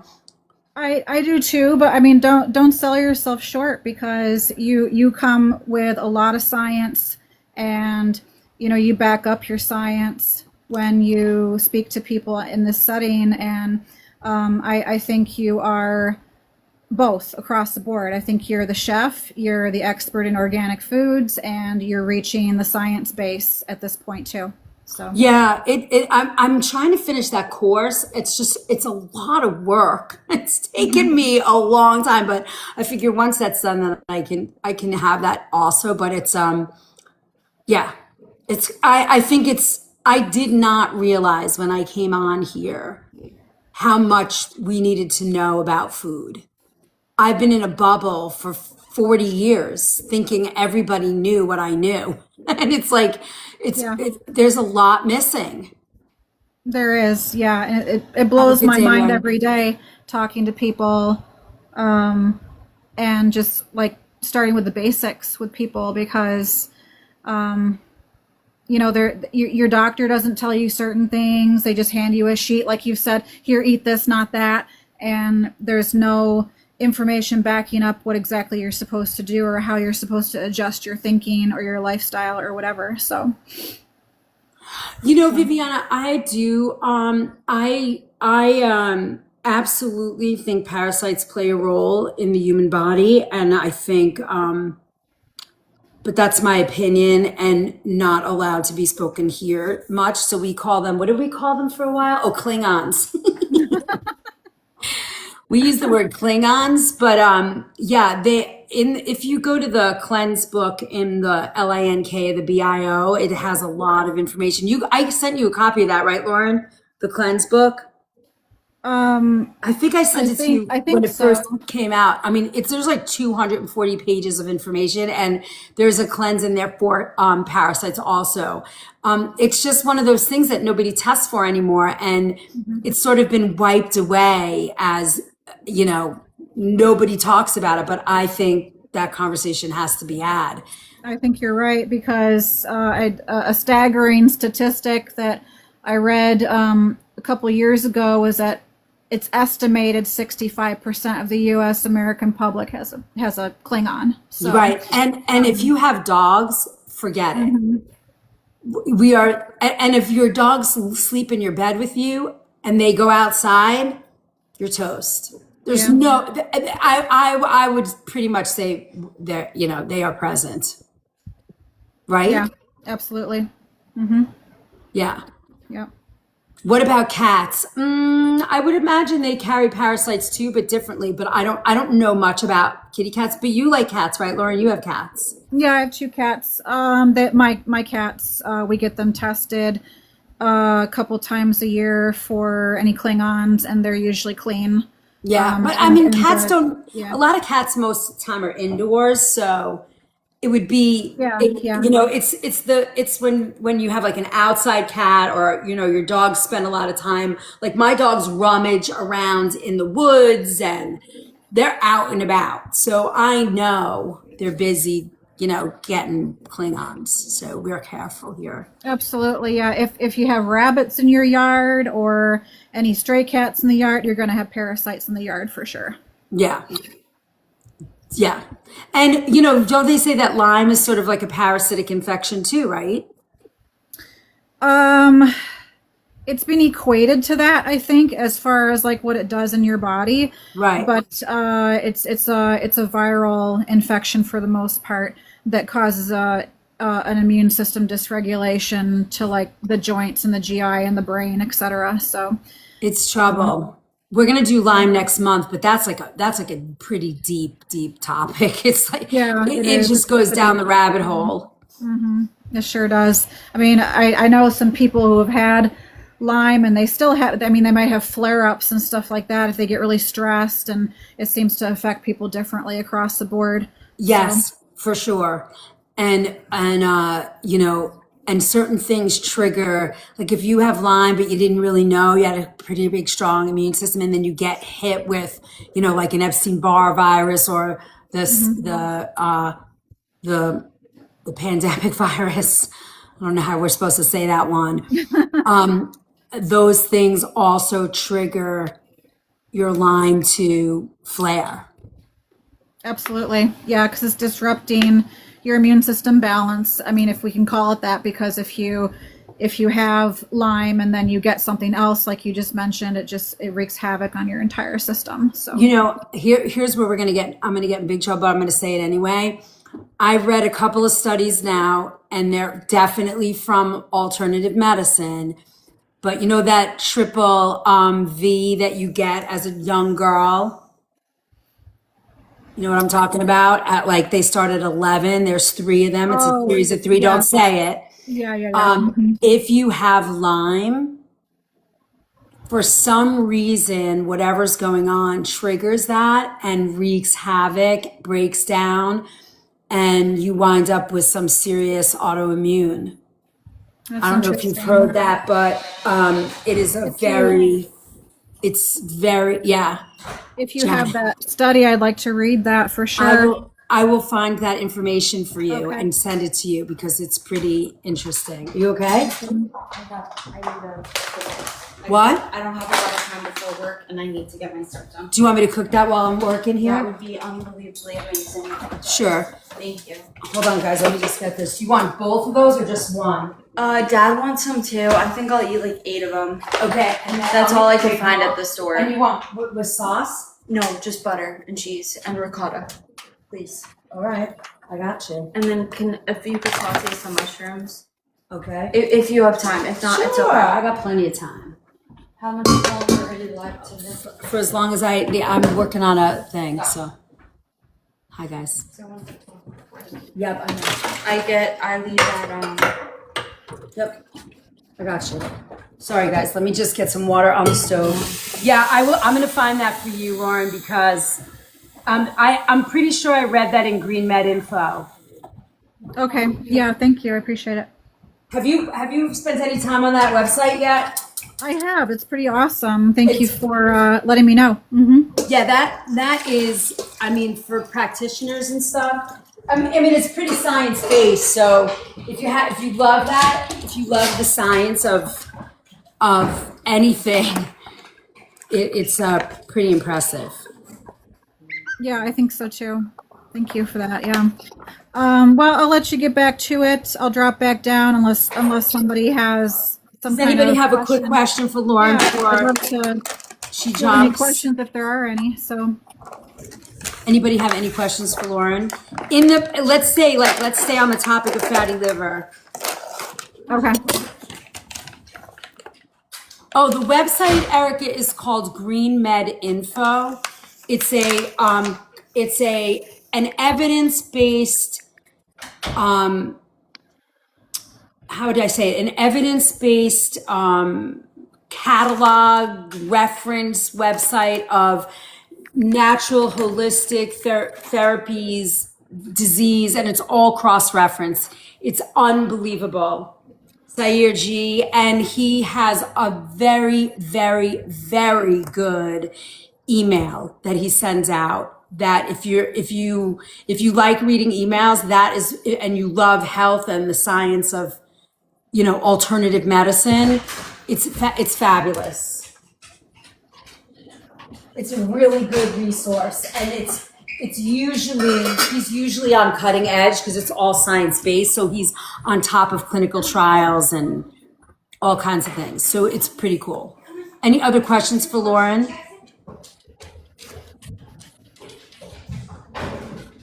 I love that you came on, Lauren. We should probably, one of these days when we get organized, we should do do one whole night, like a Q&A or health. We should come up with or once a month. Let's start once a month because we're so busy, That would be fun. Yeah. All right, Lauren's leaving. She'll be back. She's always here, especially during our kitchen pharmacy nights or days. Yeah. Thank for you, sure. Lauren. Thanks for you coming so much. on. Yep. Thanks a lot, Liz. Bye. Bye. I don't know how to shut you off, but if you do, I'll see you guys. Oh, she jumped. She's awesome, right? Kitchen chats with Lauren. I like that. Yeah, I think it's important to hear the other perspective and see what other people, I love that. And she's been great. And she's part of the pack here. It's awesome. All right. So let's talk about, I want to talk a little bit about liver stagnation. And what time do you leave? Soon? I'm making food for you right now too. Okay. You want sauce or butter and cheese? Sauce. Got it. Making food for the fam. Because usually I'm making lunch now. Everybody's going to work. But we have a double class today, so hold on. Let me just get food out for everybody. And then we can get back to chatting. All right. Hold up. Sorry, guys. Give me 1 second. Let me get the food they want. Okay, got it. Okay. I can do this while I'm chatting with you guys. All right.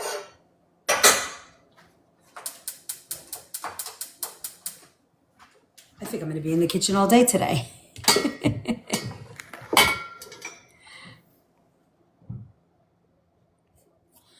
Yes, I kind of like that idea, right? All right, I want to talk a quick amount of Chinese medicine talks about liver stagnation. When you are feeling stressed, emotional tension, frustration, kind of tap into your body and let's talk about and think about what that could be coming from. because many times when the liver is stagnant, the emotional piece to that is usually anger, stress, emotional tension, frustration. That's me. So one of those things that you want to talk about is how's your digestion? If your digestion's sluggish, if you have metabolic imbalances, if you have excess weight, a lot of that could be from the stagnation of the liver. And some of the ways, obviously, in addition to food and diet, stress management, gentle moving, a simple walk, acupuncture may be a big help for those types of things, for that type of thing. Because when they start working on your liver and start getting it moving, in addition to, diet, movement, those kinds of things, it can play a really good role in the health of your liver. Very important. So I just wanted to touch on that. And also herbal formulas like Chinese medicine or different herbs could help. What feeds fatty liver? What are the foods and what does it do, right? So, I mean, pretty much the standard American diet, our SAD diet, is going to make these issues, and they become. Hold on, let me just grab my saute pan. Let's see it. All right, this is kind of big.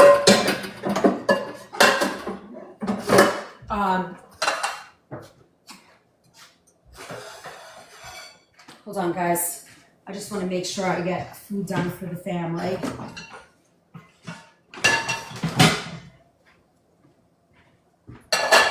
All right.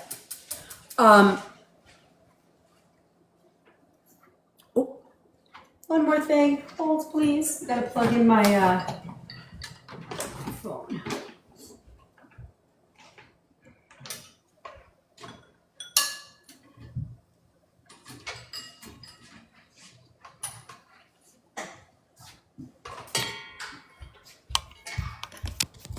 There we go. Yay.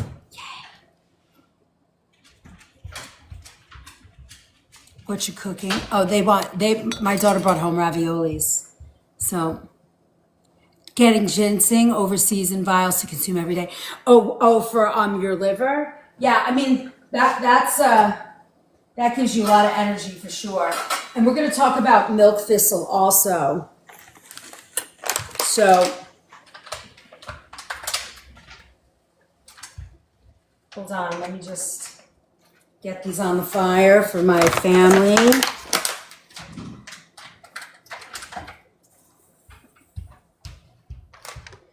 I love how cute they are when they buy all this stuff.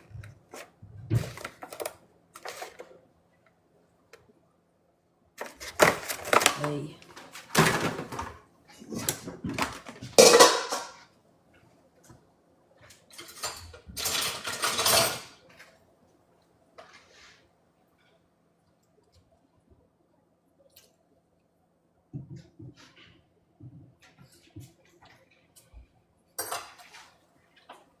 I'm just adding a little salt.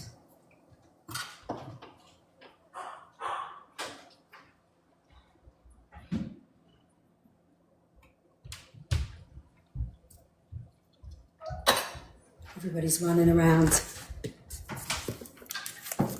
Thank you for the share, guys. Appreciate that so much. Okay, that's not working. Hold on. We're gonna lose power in a minute here. Let me see. Maybe this one works better. Try this one. I think we've been on like a really long time. So hold on, let me see if I can get this to work.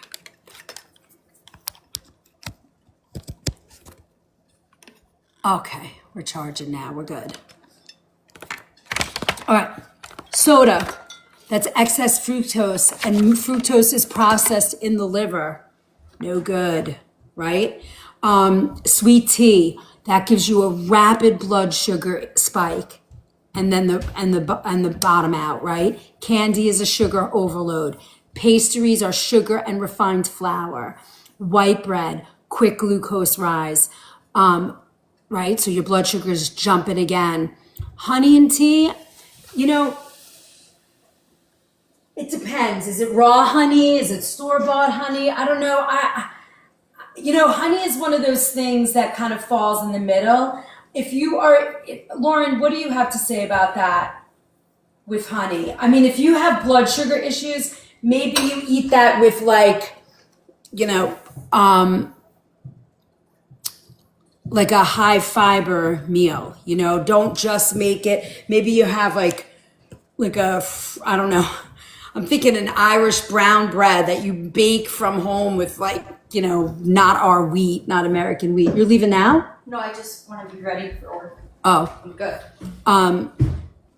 Is your shirt ironed? Yeah, it's all good. I just got a new one. Oh, okay, good. Honey is super high in fructose. I would avoid it. There you go. Sorry, I got disconnected. What did you say about honey? Lauren is saying honey is super high in fructose. But what about like a Manuka honey? Is all honey that way? Hold on, let me just take my sweater off. Another problem. No. And you want garlic, right? You said? Butter? Oh, no garlic, right? Just a little bit of butter. Thank you, Mom. You're welcome. You have no idea how much this is taking all the stress on me. Oh, really? Yes. I mean, I'm not doing a very good job, but. No, it's okay. Just have my protein bar here and I'm working. Okay. I like how you're taking care of yourself. That's pretty good. Well, yeah, because if my hands get too shaky, I don't want to drop the food. Because when I don't eat, they get shaky. So I gotta eat. And we have our staff meal that we can eat throughout, which is pretty awesome.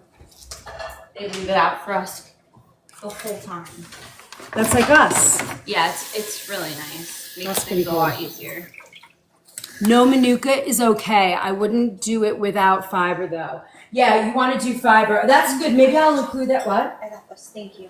I want to let you do your I'm going to do butter and cheese in a minute there. No, I can just throw the butter on top. I'm good. Okay. Yeah, I can be low maintenance. I know I typically am high, but today I'm low. Izzy's a girl. Yeah, she is a girl on the move today, for sure. These are almost ready. Holy crap. I know, I shoved them all. Yeah.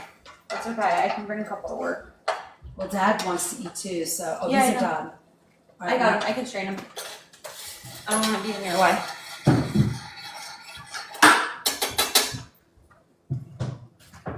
Family's here. Excuse me. I know, right?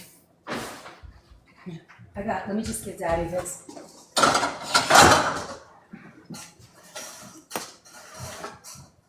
I need to make him a salad or something. Okay. Or I know what I have for him. I have asparagus I'll give him. He'll love that. I'm gonna make him asparagus.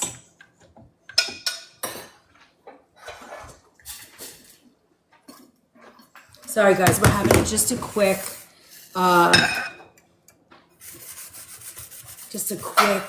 pit stop so I can make sure my family is fed. Watch out, doggies.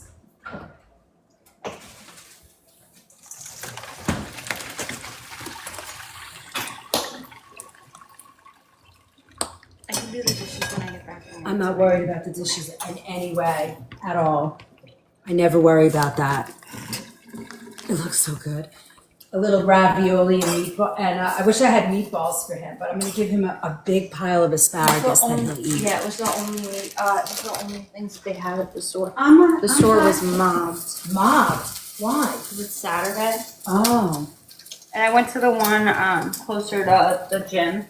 I was on my way back from Kohl's over there. Is that why you were calling, to make sure we had food?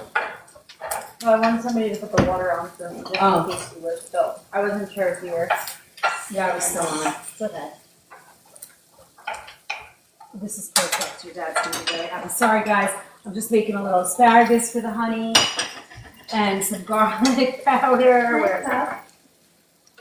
Did you see all the things that we Super made mom. today? I'm being super mom. I'm being super mom.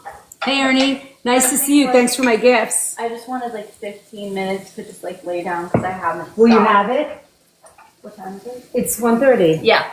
I leave. Oh, I have to leave here at 2:35. perfect. So you have time now. How are you, Ernie? Thanks for my gifts. Appreciate that a lot. So the hardest part is just gonna be cocktail hour because it's outside. Ooh, is it hot out? I haven't been out. 87. Oh, that's not terrible. That's Is not it? terrible. 87 degrees. But is it like humid Yeah. out? Oh, yeah. It's hot. You're gonna melt. Yeah, I'm bringing 2 water bottles with me. Is that gonna be enough? We have extra water at work too. Yesterday was 158 people. Today is 120, so it will be a lighter wedding. It'll feel less. And then we have a dinner party tomorrow. Izzy's working in a catering hall.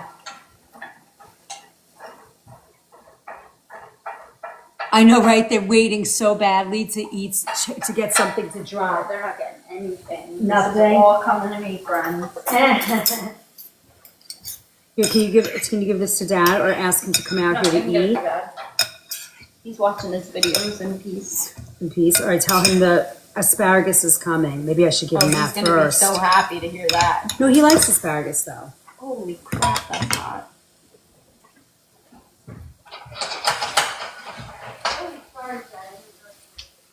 Ron, I got asparagus coming for you. What did he say? I'm thrilled about the asparagus. Is that what he said? He actually remembered it, but I don't think he's gonna do it. You want some of these asparagus too, I'm assuming. No. Really? I got mushrooms. I know, but you should have a little asparagus. Okay. I need the carbs today so I could be flying at work today. Of course we have locatelli. Come on. Is there any other Parmesan? Mother of Jesus.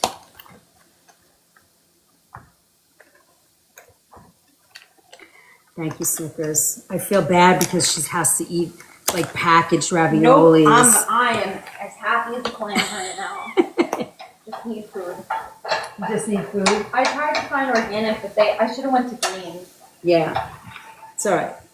I don't know. That place doesn't have any food anymore. It really doesn't. Everything's in weird places. Yeah, it's like weird. It's Nothing's not. in the same aisle. No, it's kind of weird. What did you want, Parmesan on this too? No. Ricotta. Can I have more butter? There's a lot of butter in here, I know. sweetheart. I love that. It's my favorite.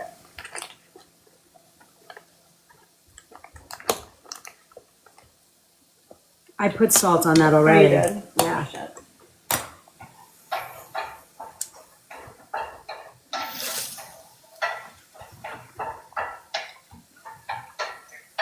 I think it's better if you melt the butter in a pot. Okay. You want ricotta cheese on this? Yeah, that's the most important part. You know, Gabe doesn't like ricotta cheese. It makes me very sad. Are you putting those in the bowl? Look at you. Do you want me to mix that? Yeah, sure. I probably should use one of those metal giant bowls. It's a pretty interesting dish. Kind of like it. My raviolis and mushrooms now. Can I sneak one asparagus in there? No, yeah, I'll put it on the side. I had salmon and rice at first yesterday. Salmon and rice. Good. And then you said you want ricotta cheese, right? You don't want it mixed. You like it on the in the bowl on the top.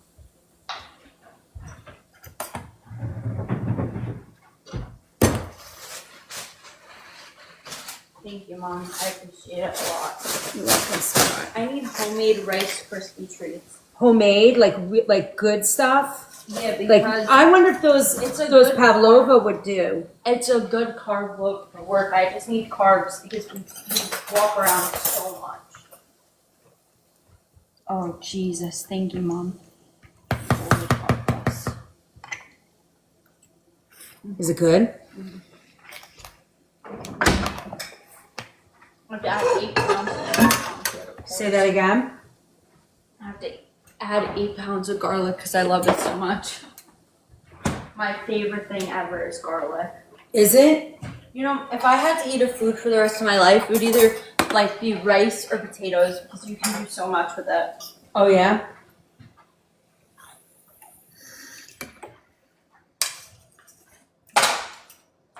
Sweetheart, go sit down.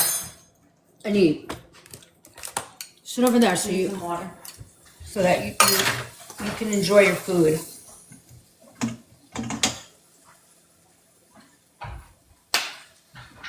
All right, we're back at it.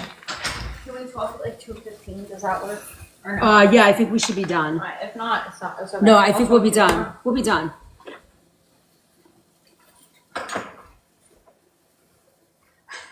Why don't you sit down? Sit down, I honey. just want a little bit more ricotta cheese. Oh, I put it away. Just sit down so that you can enjoy it.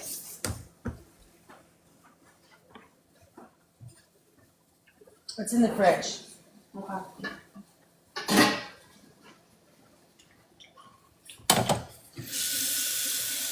Tastes good? You were hungry, huh? And you had a good breakfast. This morning I made her the gym. sweet potato with ground turkey and mushrooms and spinach. Right? Sit down. Go sit down. I forgot to put salt on the mushrooms. Hi, Copper. What? Really? All right. All right. Let me get that. Dad and I will split the asparagus. What? Dad and I will split the asparagus. Oh, you're gonna eat some now? Yeah, I will. Watch your back. Oh. Sorry. No, I didn't want to burn you. I don't want these to get wet. What? These. Oh, I'll put them away. I'll just give you a little bit on top. Can I put them right on top? Yeah, I guess. I'll put them on the side. That's There good. you go. Thank you. Can you please sit down? You're stressing me out. Why? Because it's not good to eat like that. You're not going to enjoy it. Here, give these to Dad, please. Our bread is good for. No.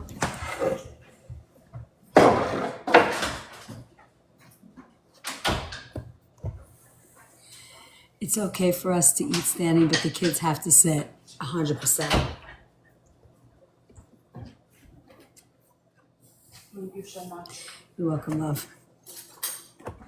You just saved me. I love it. She said, would you please sit down? Then she goes, take this to your dad. Yeah, that is true. Well, because she won't sit down. I need as much food as I can. We will run around so much. I burn it off within seconds. One of the girls I work with, she brings a protein bar. I want you to sit down. I can't take it. Alright, I'll talk to you later. Wait, where's my phone? I'm just gonna sit here because I need to watch the time. I didn't even realize I did that. They're all making fun of me because I said, here, take this to your dad. Or no, first I was like, sit down, sit down, sit down. And then I'm like, oh, wait, take this to your dad. All right, food's done. I'm back to work. My liquid diet right here. Gonna have my coffee. And then when I'm done with you guys, when I'm sitting down at my, I can make my food. She's busy like you, Mom. Yes, Charstrike, did you notice that? She used to not be like that, but I think she's enjoying it. Are you enjoying it? Yes. Every day she calls me after work and she's like, I love my job. I do. I really do. It's good. Dinner's stressful, but The food business is stressful, period. I just gotta get through cocktail hour and dinner. That's the whole party. No, dessert. Dessert's easy. Yeah. All right, ready, guys? Let's get back to work here. Let's get our fatty liver done. She works in because of her mama and all the work she's done with me and doing, run a show and knowing how to do the food business, she got a job in a catering hall. So when she doesn't have a gig with us, like she has a gig tomorrow with us, she works in a catering hall. Oh yeah, that wasn't Ireland great, Lady in Red? I know. Thank you so much. Well, welcome. We love you here. Thank you for being here. It's Coffee TikTok. I'm making coffee with my Chef Liv's mug. I'm glad you're here. We did a lot today. Were you here for when we made our, I showed you guys how I make my what do you call it? Air fresheners. Can you smell them, Iz? You don't smell this? She wants to tell me that it smells disgusting, but she doesn't want to say it on here. You have the same mouth, Robin? Cool. Anybody can have this bug now. Isabel doesn't like the smell of my fragrances. But look, we made these today. We made like a seashell ocean one. Look, Is. Oh, that looks beautiful. But that's okay, Snickers. You can catch it on YT. It's going to be on. YT, I'm crying. Well, we have to say it like that. And then they have to cure for a week before you can burn them. Alright, I'm gonna go lay down. All right, love. Did you finish your bowl? Nope. Thank you again. You're welcome. All right, foods, why it can be problematic, right? Processed meats are inflammatory. I would stay with like organic, uncured and eat them, Hi, Kimberly. I would eat them, sparingly, especially if you think that maybe you have fatty liver disease. It would probably be prudent not to eat them so much, right? Fried foods, that increases oxidative stress. Alcohol is a direct liver stress. One day I have to do a thing on alcohol, but I almost want to have I have a client at work who is a registered dietitian, but from the holistic point of view. And she does a conversation about alcohol that I don't care how much you love alcohol. Once you listen to that, it scares you so bad. But she doesn't deliver the message in a scary way. It's just scary. But I'd be careful if you have any kind of liver anything. It would probably be a good idea not to have alcohol.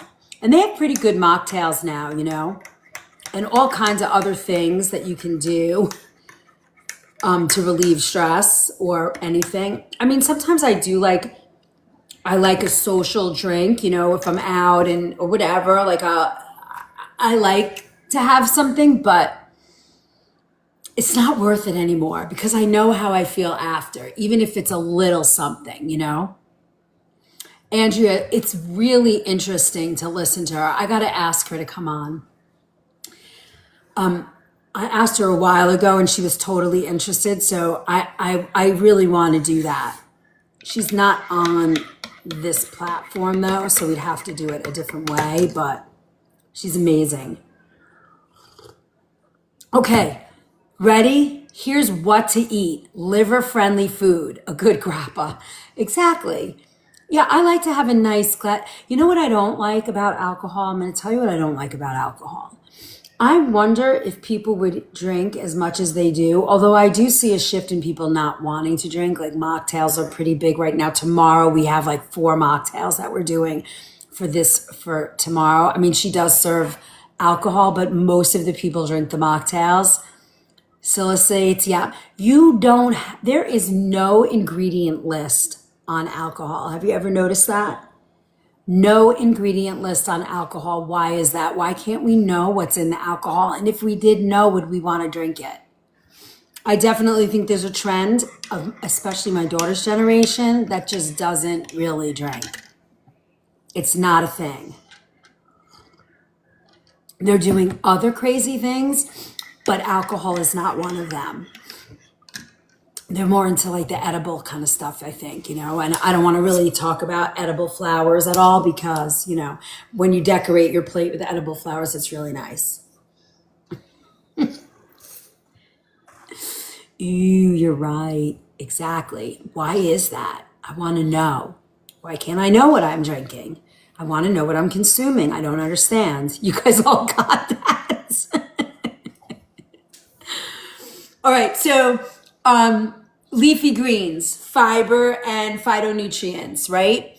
Broccoli supports digestive and detoxification pathways. Don't ignore them. You guys are so funny. Cauliflower has sulfur compounds in it and supports liver function. Brussels sprouts, I cannot tolerate Brussels sprouts. I try every time. I'll always eat them if I see them, but I don't like them.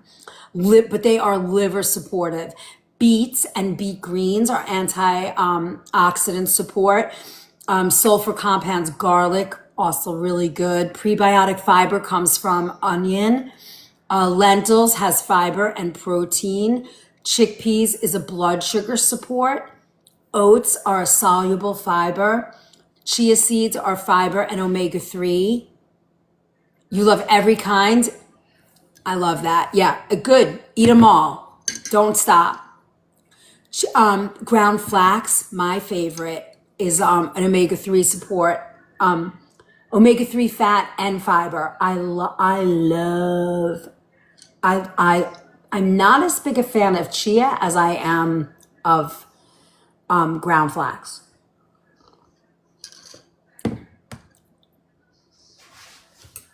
Wait, what?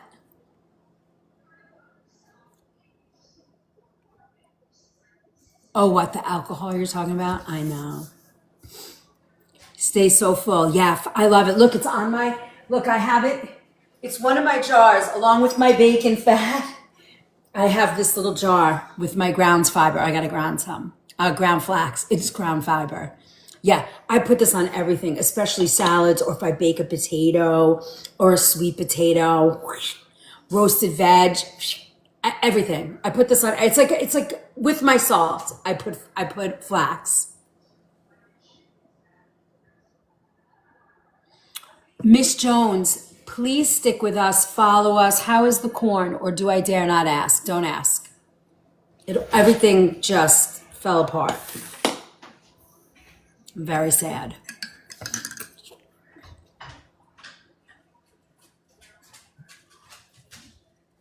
I do grind my own.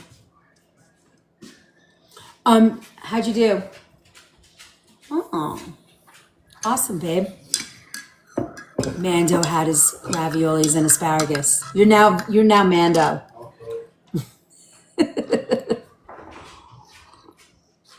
Miss Jones, if you DM me or if you go here, I do work a lot with people and I create recipes for you guys. You know, when you go to the doctor or you get a diagnosis, it says eat this, don't eat that. They hand you a piece of paper and you walk away. What I do is I take you that. I spend an hour with you. You have to do a questionnaire first. Thank you, Charles Strike. And then I write recipes specific to you and what you need to heal. And it's very, very helpful. So check that out. You can also check here. It's like a one-on-one and it's really good. It takes me hours to create recipes for you, but they come out great. I look at your blood type. I look at your ancestry, what your favorite foods are, what your diagnosis, if any, and I really get you on your feet to food. And it's very helpful. Walnuts, anti-inflammatory fat. Thank you, Charles Strike. Thank you so much. Charles Strike has gotten recipes from me. There's a few people in here that have gotten recipes, and it really is helpful.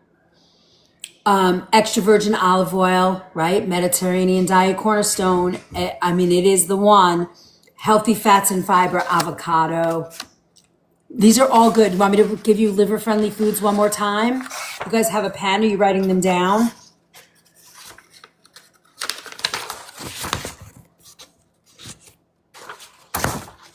I'm glad. It kind of gets you thinking in a way that says, oh, this is easier than I thought.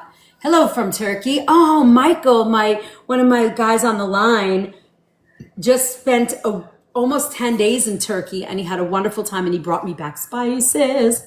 Thank you, Robin. Thank you, Robin. Thank you. Ooh, look at that. We are a galaxy away from holding on to a fragment today. Could it happen? They traveled from New York, from Connecticut, and they were in Istanbul and around that, I guess, that area. Thank you, Heather G. All right. Oh, we did this one. Let's go to the next page. Yeah. He said he ate breakfast in the hotel and then ate street food, for every other meal. I would love to. I spent a year in Riyadh in Saudi Arabia, and I just love the country, the culture, the food. It just is amazing. And I have my tangine pot inside when I make tangines. I love it. Love it. Love it. Oh, pen in hand. Got you, sister. Thank you. All right, ready? Leafy greens, broccoli, cauliflower, Brussels sprouts, beets, more Mediterranean for sure. But you still have good, Turkish food is just amazing.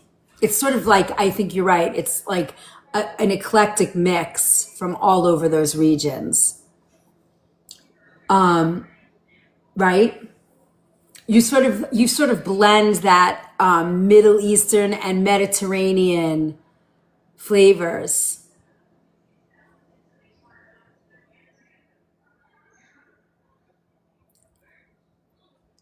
Nice. Love it. All right. Brussels sprouts, beets, garlic, onions, lentils, chickpeas. I would love it. Negi, I'll share this with you. We, when I was over in the Middle East, I was working for King Fahad's family. His daughter-in-law and several other princesses owned a women's center in the diplomatic quarter of Riyadh.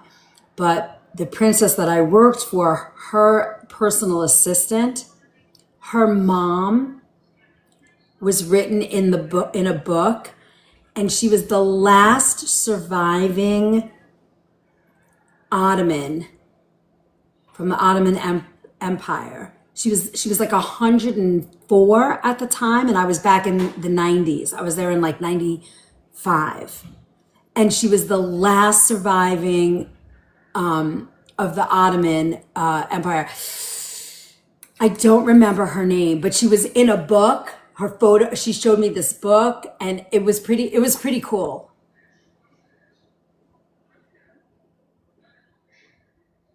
I have not done my the hummus from them, but we can do that. I don't think I've ever made hummus with you guys. So we'll do that. It was pretty cool. She didn't talk too much. She was much older, but beautiful. And she obviously did not speak any English, and I didn't speak any of her language at all. But she was the last of the Ottoman Empire, of the genetically the last Ottoman. How is your homemade bread? It's going good. It's somewhere over here. It's over there. Yeah. All right. So, CC, chickpeas, oats, chia and flaxseed. Make sure it's chia seeds and ground flax.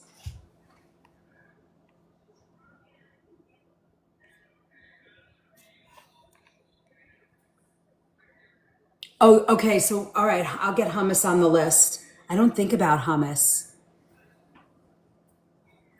Yeah, we got so much. 3 days and I'm out of my mind with shit I have to do. It's kind of crazy, right? Wild salmon, sardines, walnuts, extra virgin olive oil, and avocados. Those are your top liver-friendly foods, okay? And berries. Don't forget berries. All right. So if you are dealing with fatty liver, half of your plate, you want non-starchy vegetables. A quarter of your plate, oh, sure. Where do you want me to go from? Wild salmon, walnuts, sardines, extra virgin olive oil every day. Are you good? You want me to do them again? So wild salmon, sardines, walnuts, extra virgin olive oil, avocados, and berries. And then a quarter of your plate is protein. A quarter of your plate is a smart carb, right? Sweet potato, quinoa, brown rice, beans, lentils. And then you can add a healthy fat, olive oil, avocado oil, nuts, and seeds.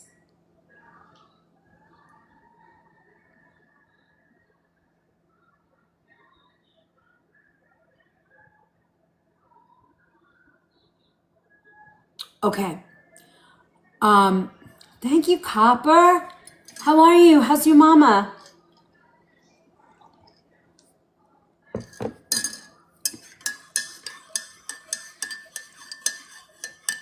Hi, Ruth. Nice to see you. Here's supplements. Now, when you download this packet, you bring it to your person who's your doctor for fatty liver disease or liver health, and you work with them on supplements, right? Or if you have a functional medicine doctor, don't go by me. I am just suggesting from research. This is not to prevent, cure, or something disease. This is just purely fun and educational. This is just information to help you sort of navigate in one spot, right? These are little packets. This packet's like, I don't know, 10 or 12 pages. And then it just gives you information so that you can go back to your practitioner of choice and say, hey, I read this information. What do you think would work for me? Right? That's how we do it. So some of the supplements that are commonly discussed around fatty liver disease are omega-3 fish oils. They could help support triglyceride on oregano oil and mullein. Good. Rest. Breathe in eucalyptus. That helps. Eucalyptus and thyme.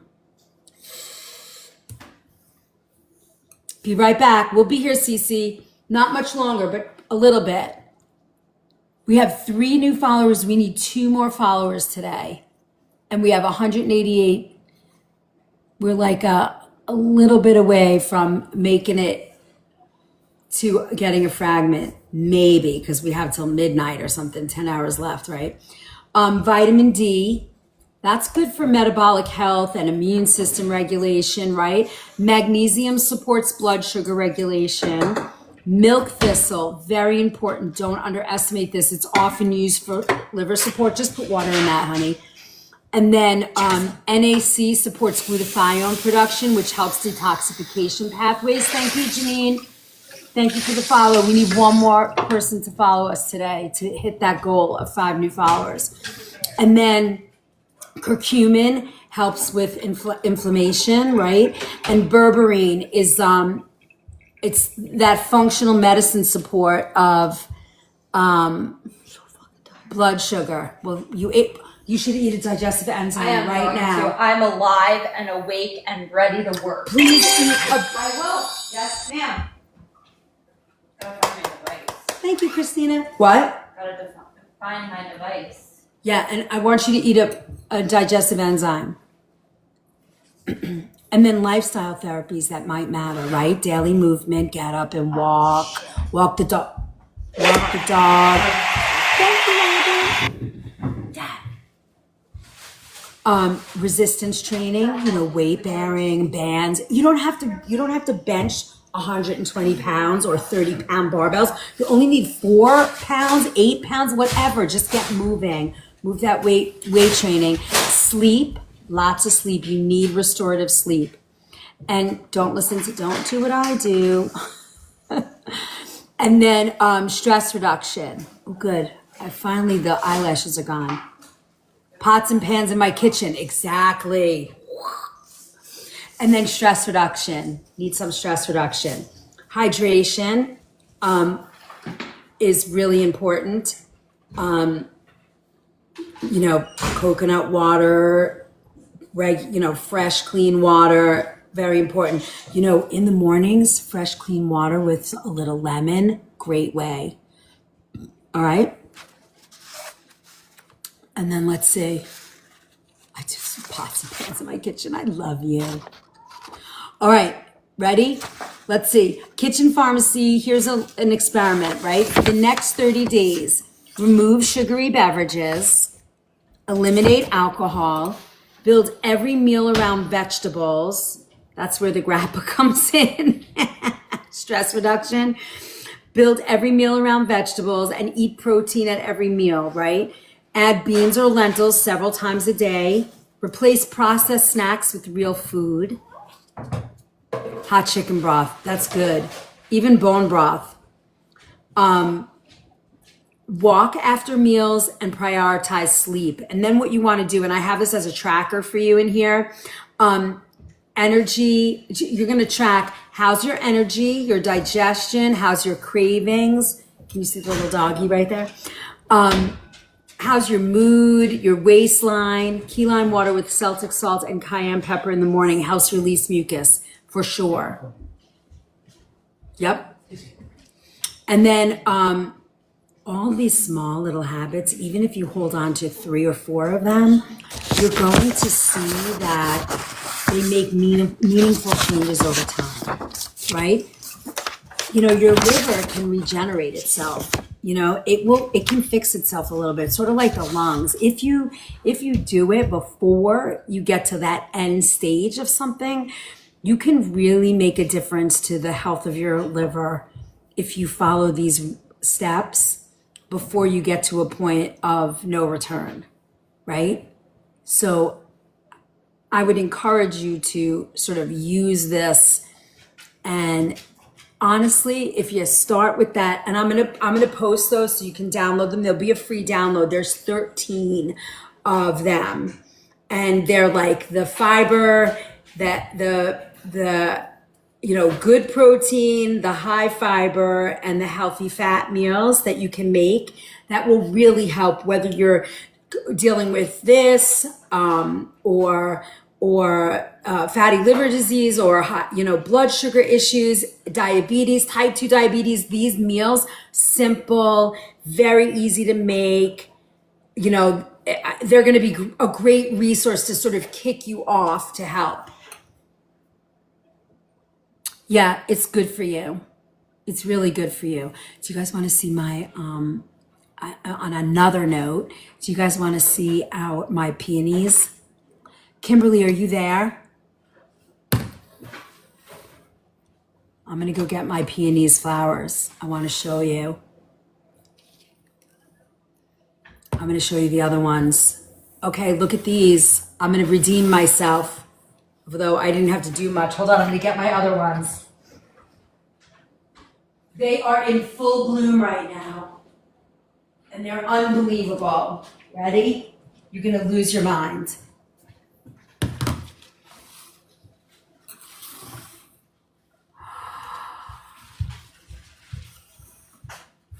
So my father, we grew up on Long Island, and my father had a peonies garden. It was 4 feet wide by about 30 feet long.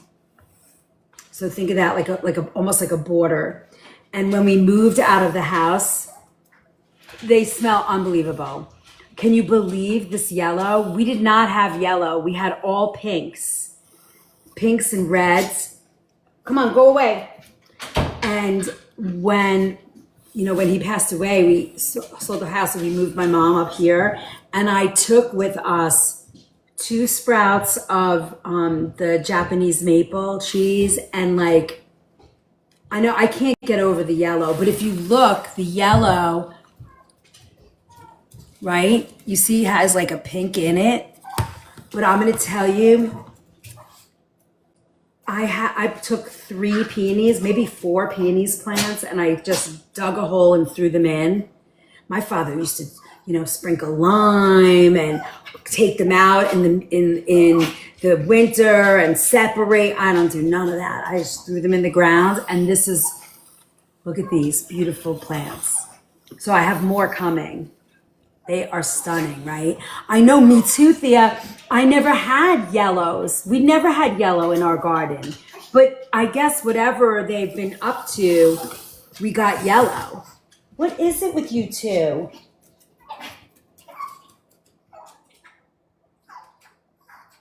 Yeah, they don't last very long at all. So I cut them as soon as they start blooming. Aren't they beautiful? Look, here's one that's getting ready to bloom. You see it? It's gonna open. It's starting.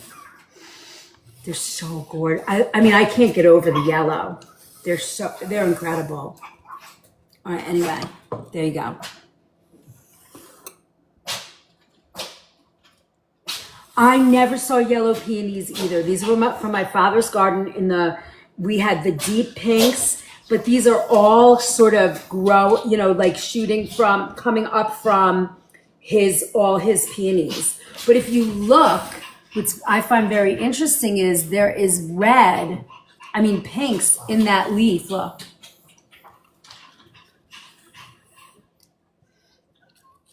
They're freaking gorgeous.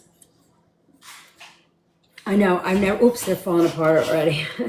They don't last long at all. Maybe you get like 2 weeks. And mine bloom very late. They always bloom late. All right, my friends, we have been on all day. I'm gonna go do some work.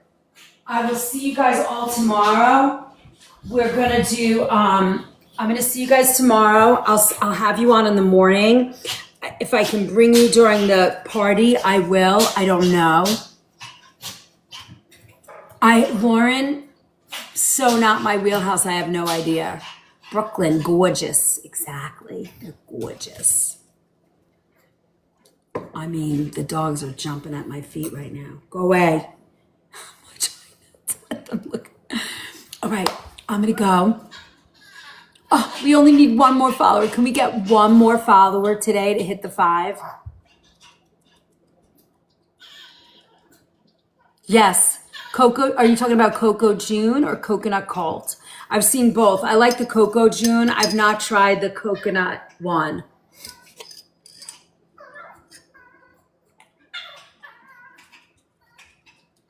Hey, Jude. We had fun today. We just finished fatty liver. So I checked that off. We made beautiful melts for the house. Look at this. I know the dogs are too much. Oh, you get it at Sprouts? I'll have to try that one. We have it too. I just have not used that one. I've used Coco June. Have you eaten the Coco June? Do you like that one? So we made these. Look, we even made our own little tea light candle. I should try this one and see how it works. This is a beeswax and coconut oil candle. I just reused this. Let's see if it works. I'm going to try it. Oh, because we still have to melt it. Oh, look, it lit. Ooh. Yeah, I don't, ooh, ouch. I haven't,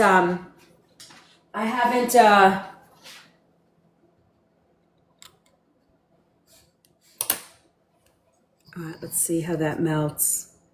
I think it's going to be beautiful. It might burn. It should burn pretty slow. I'm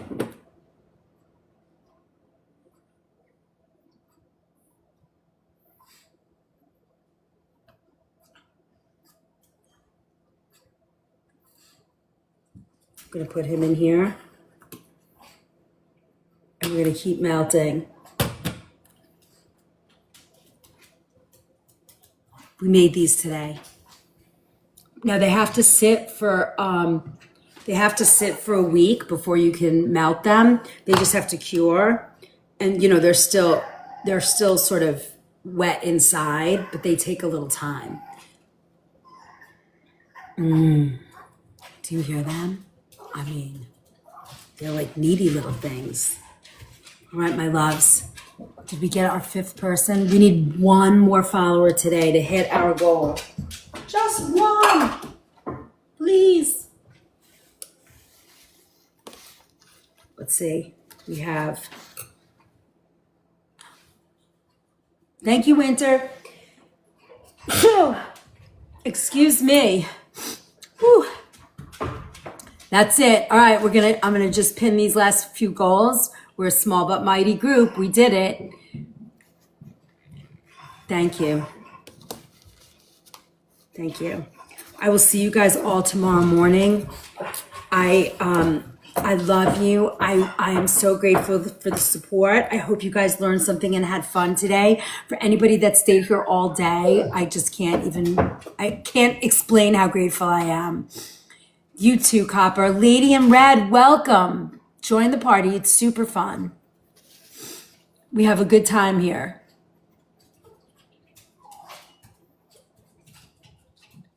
Thank you very much for all being here today. I'm very grateful. Hey, Michelle. Don't forget, YT has the replays. Book of Face has a beautiful, fun community. We are all there for you. What else? The LINK and my BIO has all the free downloads. It has the recipe file. You really need to get on that recipe file. You will love, love, love it. Thank you.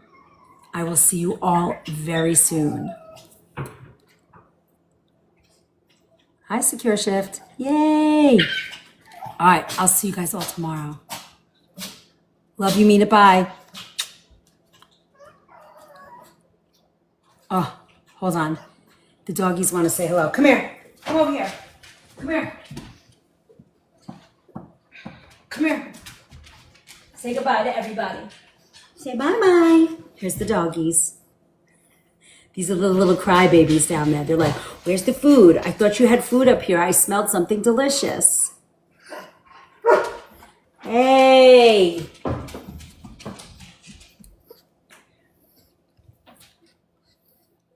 Bye, guys. Have a wonderful day. I'm going to go take my doggies for a walk. You guys ready? Ooh. No licking. Stay right there. Bye, guys. Whoa, whoa. Hi. I'll see you guys tomorrow. Can't pick Jackson up. No. He wants to go outside. Bye, guys.